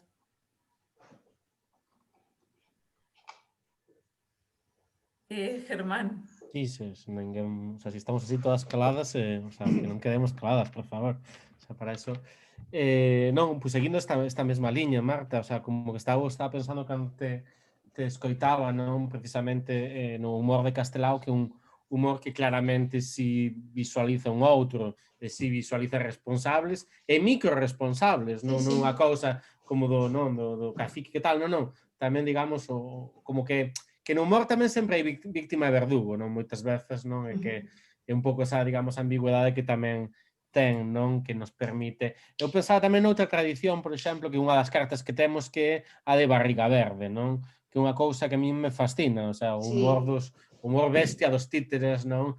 Esa cousa de escachar a rir mentres Barriga Verde talle hostias por un lado Guardia Civil, pero mellor a súa muller tamén, non? O sea, como esta cousa así, o demo, pero, o sea, como esta cousa así complicada. E logo, eso dun lado, e logo pensaba do outro lado tamén, que non creo que en España este moito mellor. Porque se un analizo o que se pon por aí tamén, non? Os sketches de, como se chama aquel disparate de la primera dos sábados pola noite, sábado noche, non? Os sketches de sábado noche xa están... As matrimoniadas. Exactamente, eso xa ven do 19, pero como tal cual, o sea, como a Zarzuela e do Xénero Chico do 19, hai sketches que están directamente copiados 120 ou 130 anos despois. Entón, como que hai unha cousa, non, de... Por un lado, o que ti dis, non, que creo que eso define moi ben o tipo de, digamos, de televisión que temos, non? E creo que neso todos, digamos, aí sí que hai unha cohesión territorial en España, digamos, en pensar que o espectador é idiota, completamente idiota, e tratar de idiota o espectador hasta que conseguir que o sexa, non? E por outro lado, digamos, a pregunta, digamos, non, de cales son as fugas, non? Comentabas o surrealismo, o surrealismo de platos combinados, que pode ser tamén o surrealismo de Chiquito de la Calzada, non? Exacto. E logo, por exemplo, por implicar a alguén máis na conversa, non? A Aldara, unha cousa que me parecía moi interesante, non, que temos comentado, era como esta especie de pop, non, de que non necesitamos rirnos en galego, é dicir, como que hai unha risa, o sea, como que o humor non pode se desterritorializar e como que de repente hai unha cultura pop na que sí que hai Twitter, non, entra totalmente, que articula outras xeografías, non? Sí, nese caso, o meme como dispositivo está completamente desterritorializado. Ti podes, ti o colles e podes facer con el o que che dé a gana. Podes darlle o sentido contrario, ao final é unha plantilla, non? É dicir, a mí gustame moito un meme que hai, que unha señora así como gritando, que é un programa de televisión, e al lado un gato sentado diante dunha mesa. Que son dúas imaxes que unidas non teñen ningún sentido. E hai memes de tal calibre que hai unha ilustradora que fixe un meme con pan de ouro do gato e das señoras. É dicir, efectivamente, o que hai nestes momentos nas redes é unha flexibilidade, unha ductilidade enorme da fórmula que ven tamén visualmente unha representación visual do chiste, porque o chiste tamén ten numerosos elementos intercambiables. Ti cambias o galego polo non sei quen e outro polo non sei cuánto e compós en moi poucas liñas un efecto cómico, non? O chiste máis estable no sentido, é dicir, na fórmula e no resultado, non? Que ten que ten que acabar pois, nun pico, obviamente, non? Pero o meme é efectivamente un elemento de cultura pop total que vai dun sitio a outro e do que ti te podes apropiar para facer o que queiras. Problema, pois, o que decía María, pois efectivamente é completamente efémero. E o meme doxe xa mañán desapareceu completamente, non? Haberá no futuro un arquivo de memes. É interesante pensarmos niso, non? Porque que o que vamos pasa, recuperar? perdona Marta aí, porque tamén o que pasa é que quizás a conservación é estar en continua transformación, non? Porque as redes sociales e os memes susto se oponen un pouco a televisión como canle de participación cidadá ou de posibilidade de ser un canle participado, non? Mentre que a tele quedouse nese sentido como bloqueado, non? De unha soa dirección, non? Entón, quizás sean efímeros, pero a condición sesa esa, que están renovándose continuamente, non? E transformándose, non? Isabela Fraga quería tamén facer algunha pregunta que comentou polo chat. Se vos parece, Isabela? Sí. Bueno, vou intentar ser breve. Nada, xusto o que estabades comentando agora, como que enlaza co que comentaba Horacio pola mañá da apropiación e da resignificación, non? Como que ao final está aí todo conectado. Pero eu quería vos preguntar ás tres, no caso de Jorge, Germán, co caso práctico, e ti como teórica, Marta, como vedes traballar o tema da memoria a través do humor? No sentido de, bueno, que pode ser unha ferramenta de aprendizaxe brutal, de resignificación tamén da identidade e da dignidade dun pobo, non? No sentido de, por exemplo, hai moitas monologuistas feministas que traballan con contido autorreferencial que din que para poder rirte de algo que che causou moita dor, neste caso común do pobo galego podería ser o Prestige, antes tiveches que pasar por un proceso de dor para logo devolvelo dun xeito, bueno, a través da canle do humor ou do formato humorístico e tal. E a verdade é que a min pareceme unha ferramenta brutal porque ao final o humor xoga tamén coa empatía e con un sentimento amável e ao final a aprendizaxe pode como calar moito máis aí e traballar co positivo e non tanto no negativo e demais, e así poder camiñar cara adiante con máis dignidade. Tamén é o que dicía Castelao, que comentabas ti, Marta, que ao final traballaba co pouso común do pobo galego cunha linguaxe que era común, pero dun xeito humorístico, para que se pudese entender e demais. Entón, bueno, quería preguntarvos iso, como vedes a relación de memoria, humor e aprendizaxe para, bueno, remendar feridas, que creo que o comentaba Germán. Non sei quen quere empezar. Jorge, que ti ainda non falaches. Jorge. Sí, dende logo que a variable do humor e aprendizaxe, dende logo que Germán e eu a temos moi presente a hora de elaborar o xogo e creo que é moi boa ferramenta. Eu, a verdad, agora estaba pensando, ata lle teclei por privado, a ver se quería decir algo, pero igual non o veo. Creo que anda por aí Jesús Ron, que participa na próxima mesa. Bueno, para moitas xeracións de compostelanas, entre as que me atopo eu, o humor e aprendizaxe ou unha parte da nosa construción de ver o mundo e a ver a política e reírnos moito da política, ven máis igual incluso de certos programas da televisión estatal e moito máis, dende logo, que algúns que Land Rover e todo isto, que, por lo menos para min, é algo vomitivo, moito máis do que pasaba aquí na Sala NASA, non? O considerado alternativo do alternativo. Eu creo que é un moi bo exemplo, que depois Jesús contarános co arquivo digital de Redensa TV, a capacidade que ten o humor na aprendizaxe e en facer política, vamos. hai outros componentes, non? A nivel estatal de non te metas en política, por exemplo, outra xente que xoga moito co humor, e monologuistas feministas tamén, pero vamos, sí, totalmente de acordo, é algo que Germán e eu temos claro a hora de que tivemos claro a hora de construir o xogo. E neso sí que creo que nos diferenciamos un punto dun dos nosos referentes que falábamos na Xénese, que sería a Fallera Calavera. Aí sí que estamos moito máis cercanos ao que foi a Valla do Prestige e toda a xente que estaba no entorno da Burla Negra no momento de 2002 adiante.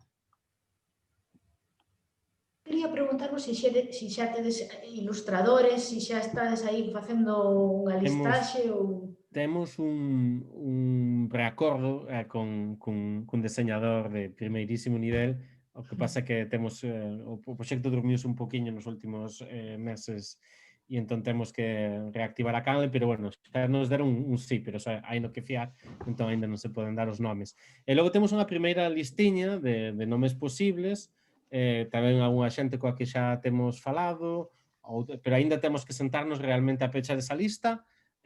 Son moi benvidas, non, as propostas e as ideas, porque vamos, estamos precisamente acabando nomes, queremos que sexa en si mesmo, non, pois un panorama pois eso, interesante, diverso, que combine novo e vello, o sea, como que realmente cando vexamos as 150 ilustracións, digamos, vale, que guai, hai un humor, pero tamén hai unha estética que é polifónica, non? Porque o que vai, digamos, articular visualmente a carta vai ser unha plantilla de carta que é o que, digamos, vai traballar propiamente o diseñador. E despois, en cada carta vai haber unha viñeta interior cunha ilustración. Non sei se coñecedes as cartas de Magic the Gathering, que é un xogo, porque claro, aquí obviamente hai un pasado de roleiros, non? Que unha das moitas contraculturas que está funcionando, porque somente un roleiro se lle pode ocurrir un disparate semellante, non? E entón este xogo de cartas do Magic pois tiña ese tipo de... Era unha panoplia, non? De ilustradores do fantasy anglosajón, non? Fantásticos, como todo este rollo de cómic. Entón aí, bueno, pois haberá tamén unha mirada, evidentemente a xente que estivo facendo gráfica no Nunca Máis, pero tamén unha mirada histórica, falábamos con Anxo, non? E pois tamén de incluir, digamos, a xente que ten, digamos, unha mirada dende os 70 e xente que está hoxe en día, pois eso tamén cuidando que haxe distintas xeracións e moitas técnicas distintas, non? Operando xuntos. Quizáis lle pedimos a Manuel Sendón un espantallo feísta para a carta de espantallo feísta, ou que sei, faremos cousas desas. Pero mira, fiando un pouco ainda pola cuestión esta do humor, é interesante porque hai moitos tipos de humor, non? Evidentemente, pero no político do humor hai o sea, é certo como o que di Isabela, non? Que me parece moi potente, e un pouco esa idea, non? De usar o humor para elaborar políticamente feridas ou traumas na memoria, pero tamén o humor en realidade non precisa dese tempo de duelo. De feito, se pensamos no Nunca Máis, o humor estaba aí en directo. Creo que xa temos ese mecanismo, xa traemos de base, non? Entón, como que se instala de momento, o chiste xa ven como en 0,2, non? Pero a mí interésame moito a parte esa, pois, cabrona do humor, un humor que mesmo que faga dano, que mesmo se faga a si mesmo dano, non? Esa parte, e efectivamente o que di Jorge, non? Pensamos, temos unha pequena diferencia co modelo valenciano, que un modelo máis de PSV, de Partido Socialista Valenciano, non? Como así unha cousa pois, máis tal, folclórico, sí. Hai unha carta de Rita Barberá, pero o demais, pois ao final é un pouco un costumismo 2.0, elegante, divertido, pero ao final é de bon tono, non? E a nós, pois eso, aparecerá unha batea, pero será o can con batea, non? É como que, eso, queremos que haxe un pouco de mal rollo tamén nese xeito de rirnos, que creo que define un tipo de espírito humorístico que xeracional, por suposto, pero non só, non? E fiando con isto, co humor, as xeracións e a política, eu quería preguntarlle a Anxo que non temos falado en realidade moito do humor nos 70, no humor na transición. E eu recordo, bueno, en xeral nos teus traballos hai moitísimo humor, e no Lado da Sombra tamén había moito humor e humoristas, non? E agora estaba me acordando do Mago Antón, que antes de convertirse nun gran ilusionista, ele era fundamentalmente un ventríloco, e facía uns chistes cabróns. E este outro personaxe que tamén te quería preguntar, Marta, unha tipoloxía de personaxe humorístico que é o vello do pobo, non? Unha especie de figura que fala así como super tal, que encarna a sabiduría popular, ten a retranca e todo eso. E este don Manuel, creo que se chamaba, que era a marioneta do Mago Antón, xa non me lembro como... non se chama así, como lle dicía, bueno, virame despois, e dicíalle todo fulano, sabes que vai vir a democracia? E dille, respóndelle, bueno, tan boa non será que non la regalan, non? Entón un pouco esa volta, non? Anxo.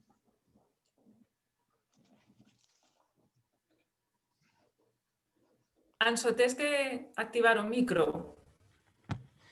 Despois temos un par de persoas que queren preguntar cando acabades a intervención. No, decía, si este personaxe último do que falabase é o Vello dos Contos, que o Vello dos Contos foi un personaxe moi popular nas feiras de Compostela e que logo tivo programas na radio galega e do que se chegaron a facer, aínda se ven nas tendas de recordos da Rúa do Franco en Santiago, aínda se ven unhas pequenas estatuiñas que, perdonade que vos ensino unha.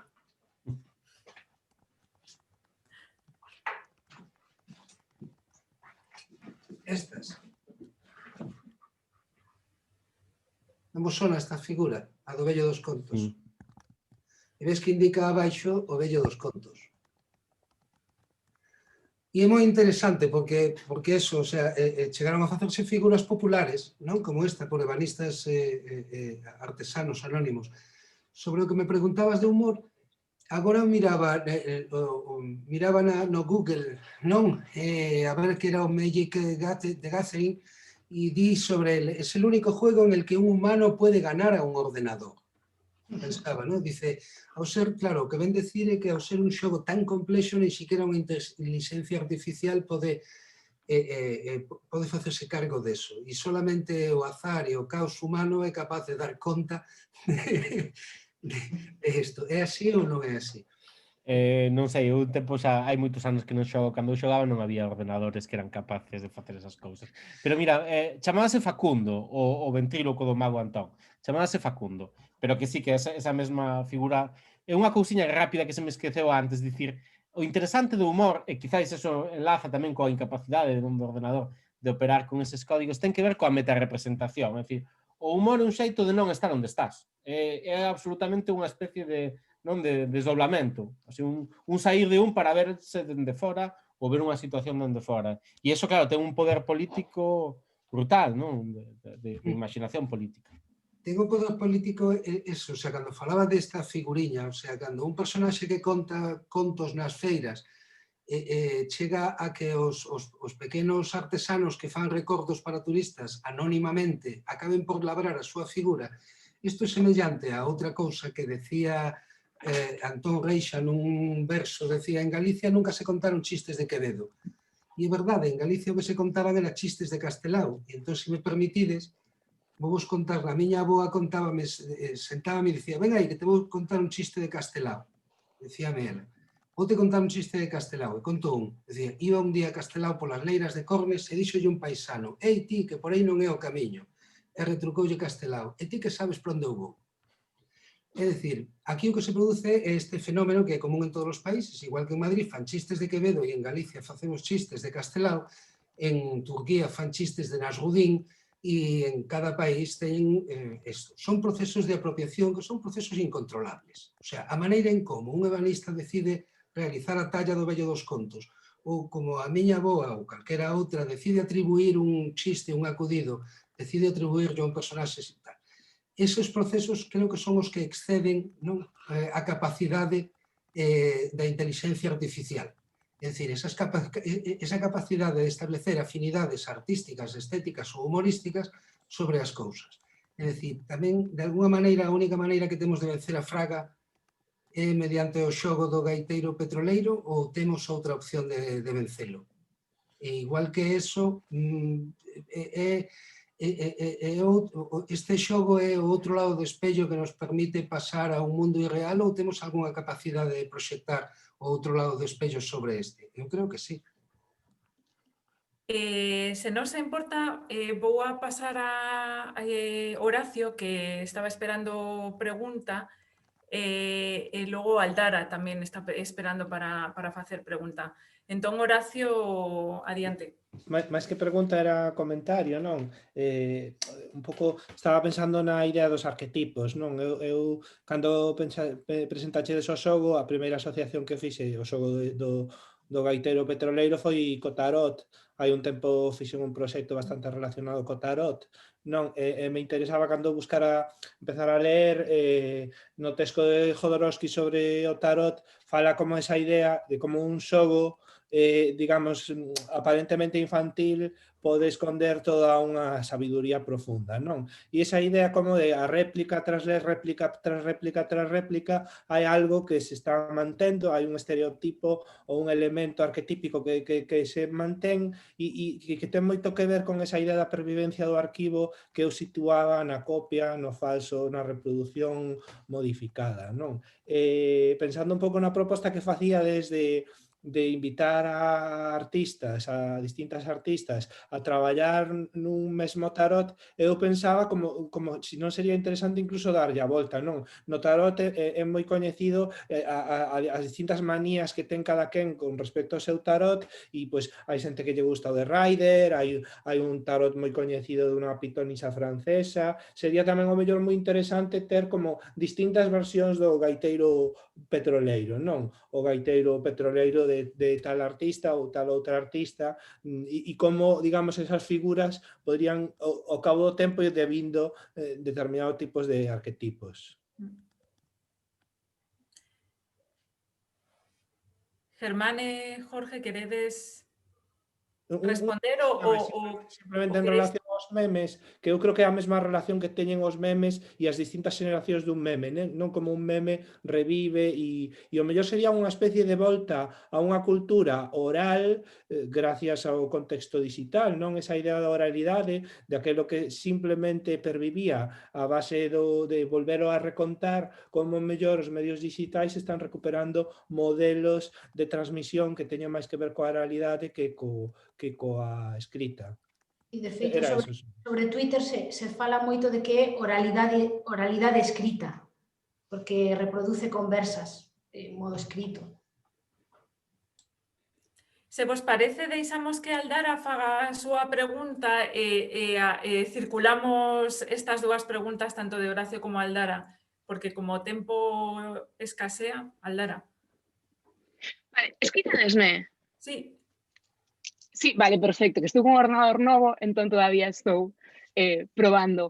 Pois aproveito que, bueno, parabéns a todas as comunicantes, aproveito que Xermán me interpelou directamente, que tiña unha pregunta que lle quería facer a María, porque a súa charla a min desbloqueoume recordos da infancia, esa manifestación controlada por Galloso, que tamén está aquí presente hoxe, do Nunca Máis, hoxe me esquecera completamente. Entón, a mí sorprendeume moito, en concreto, toda esta cuestión do programa de Sitio Distinto e a súa desaparición, deliberada ou non, dos arquivos da TVG, non esta especie de casa de damnatio memoria. Entón, eu creo que di moito tamén dun arquivo tanto o que se garda nel como o que se omite, porque podemos tamén construir un relato non só a través diso, do que se garda un arquivo, senón deses silencios, do que queda nas marxes, non? Do contrahexemónico, que é un tema que está sempre presente, bueno, ao largo de todo este día. Entón, quería saber máis como interpretas ti a omisión deste programa nos arquivos, porque eu a verdade non o coñezo, non me sonaba, eu son do 94, non sei se está influído por iso, non sei se tiña algún contido político que non interesa ou ten que ver con outros temas. Nada máis, moitas grazas. Pois mira, claro, desde o 94, o programa é do 86, a tele inaugurouse o 25 de xullo do 85 e os inicios da tele, pois, como cando empezou Telecinco e cando empezaron moitas cousas, non había un libro de estilo, había, e sigue sen haber un libro de estilo de Televisión de Galicia, había como unha serie de pautas do estatuto aprobadas no Parlamento, pero moi pouquiño sobre o que se podía facer. E Sitio Distinto era un programa que, como o seu propio nome indica, é como unha rareza, unha cousa completamente alienígena na televisión. O plató era como unha especie de como se chama, da pista dos coches de choque. A ver, e a xente que traballaba daquela ali, os guionistas eran xente como Manuel Outeiriño, como Margarita Ledo, decir, e a súa misión do arquivo, eu busquei, hai unha cuestión dese arquivo que é moi relevante, a forma de buscar. Ti podes buscar alfabéticamente, entón eu fun o ese, busquei sitio distinto, non atopei, chamoume moito a atención, a verdade, porque probablemente quedou soterrado e o mellor hai por aí algún vídeo en YouTube, non busquei, pero é unha memoria para min claramente soterrada. E sobre o arquivo da televisión, hubo unha vez que fixen un traballo de investigación sobre Galicia, este programa da televisión de Galicia, comparando co Vaya Semanita da ETV, da televisión de Euskadi, e co Polonia de catalán, non? Entonces, eu comezaba a comunicación non falando directamente dos programas, sino a miña chega aos arquivos. Os cataláns querían cobrarme por minuto. Aquilo parecía, era como un chiste. Va un archivo catalán, un archivo vasco e un archivo gallego e non sei que. Os cataláns querían cobrarme por minuto, a cantidade era absolutamente astronómica, entón tiven que acabar vendo pedazos. Os vascos dixeronme, bueno, nos lo vamos a pensar, e dixeron, vale, te lo damos, e me mandaron aí unos DVDs ben feitos, porque o publicaran en el Correo Vasco, e buscaron os DVDs, mandáronmos. E no galego, no arquivo galego, estaba todo o que eu necesitara, pero era como un rocho, é dicir, ti tiñas que buscar ali, é dicir, e podías buscar, pero non se lle daba o valor que teñen as cousas, e aínda agora ti o ves e non está potenciado o que hai, o patrimonio que hai audiovisual, excepto unha cousiña que hai agora nova que pasou o que pasou, na que se rescatan pequenos pedazos de informativos sin o audio do locutor. Entón, son como brutos, imaxes en bruto, de cuestións, sobre todo de entroido, de distintas cousas, e ten unha enorme potencia do arquivo nese sentido, pero hai moi poucas cousas e está aínda moi inicial, non sei se lle van dar unha voltiña, aínda deberían, desde logo. Sí, Anxo, Jorge.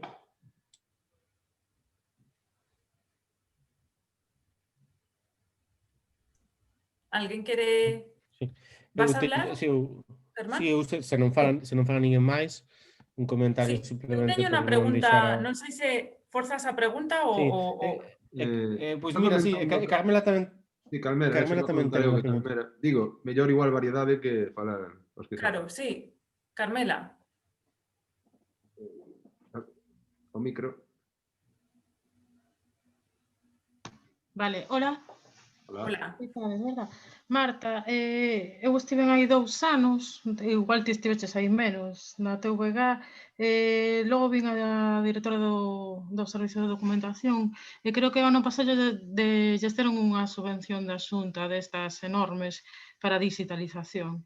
Entón, a ver se aí tes máis sorte despois de que acaben ese proceso, que supoño, antes ya deran a Real Academia, para digitalizar, non sei que fondos exactamente, pero que é un proceso que igual lles leva un ano ou así. E na Real Academia Galega non sei se o colgaron na rede, pero vamos, se non están a punto. Entón, na TVG, ou mellor dentro dun ano ou un ano e pico, tes sorte no arquivo, non? E logo, conectando o teu, como o humorismo como creador de identidades, de estereotipos, tamén quería conectalo coa conversa de Anxo, non? Creo que é moi importante o que dixo de como Galicia se exporta a si mesma, como se lee a si mesma, como se exporta, non? Sempre que teñen que vir de fora como para facer unha lectura do noso, non?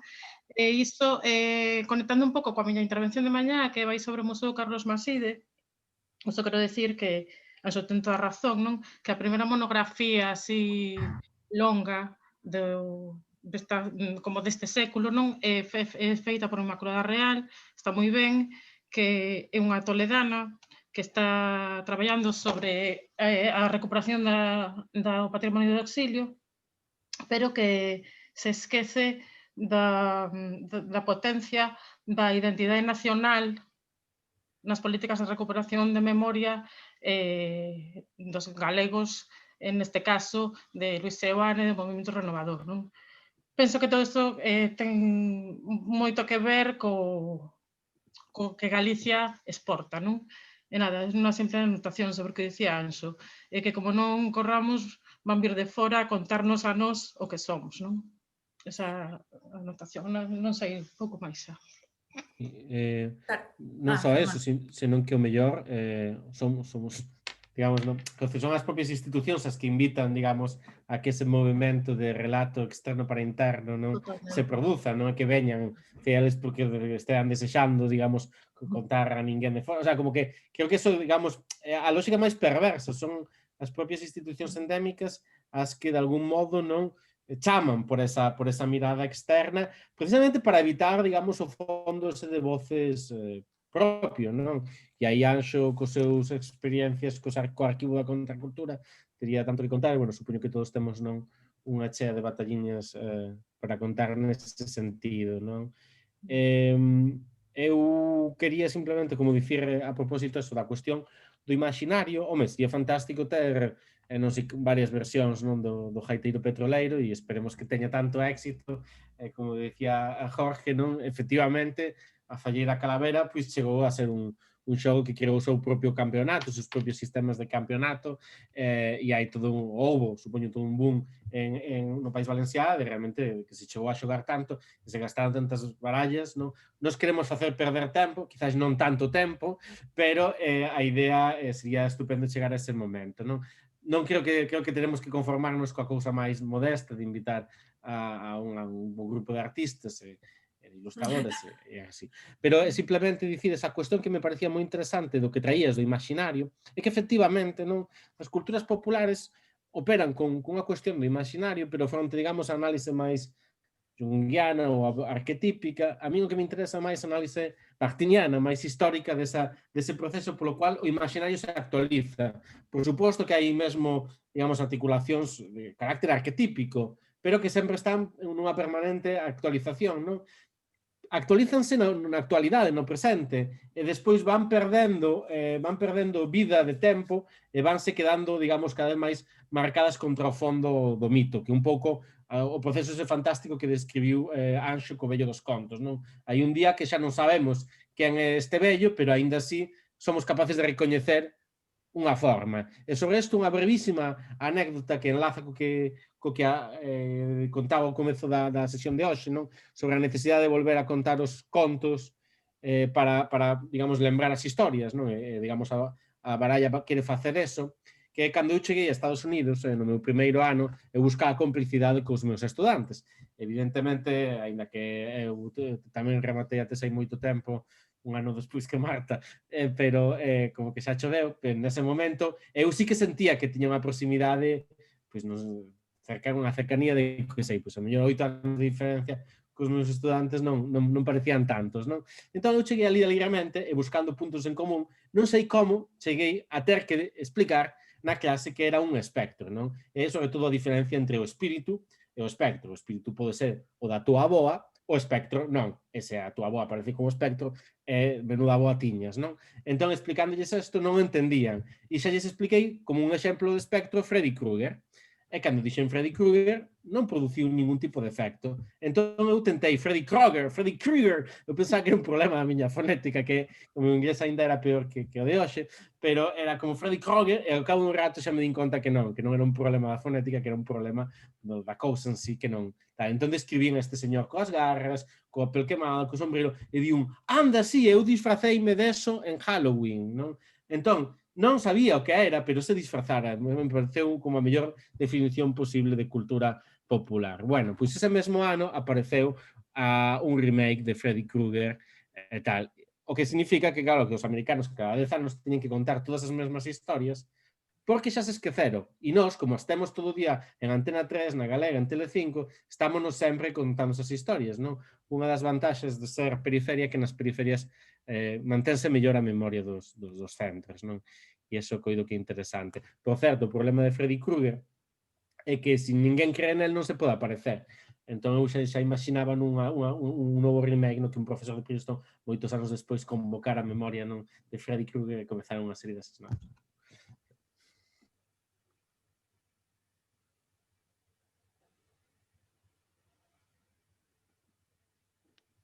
Cortamos, ¿no?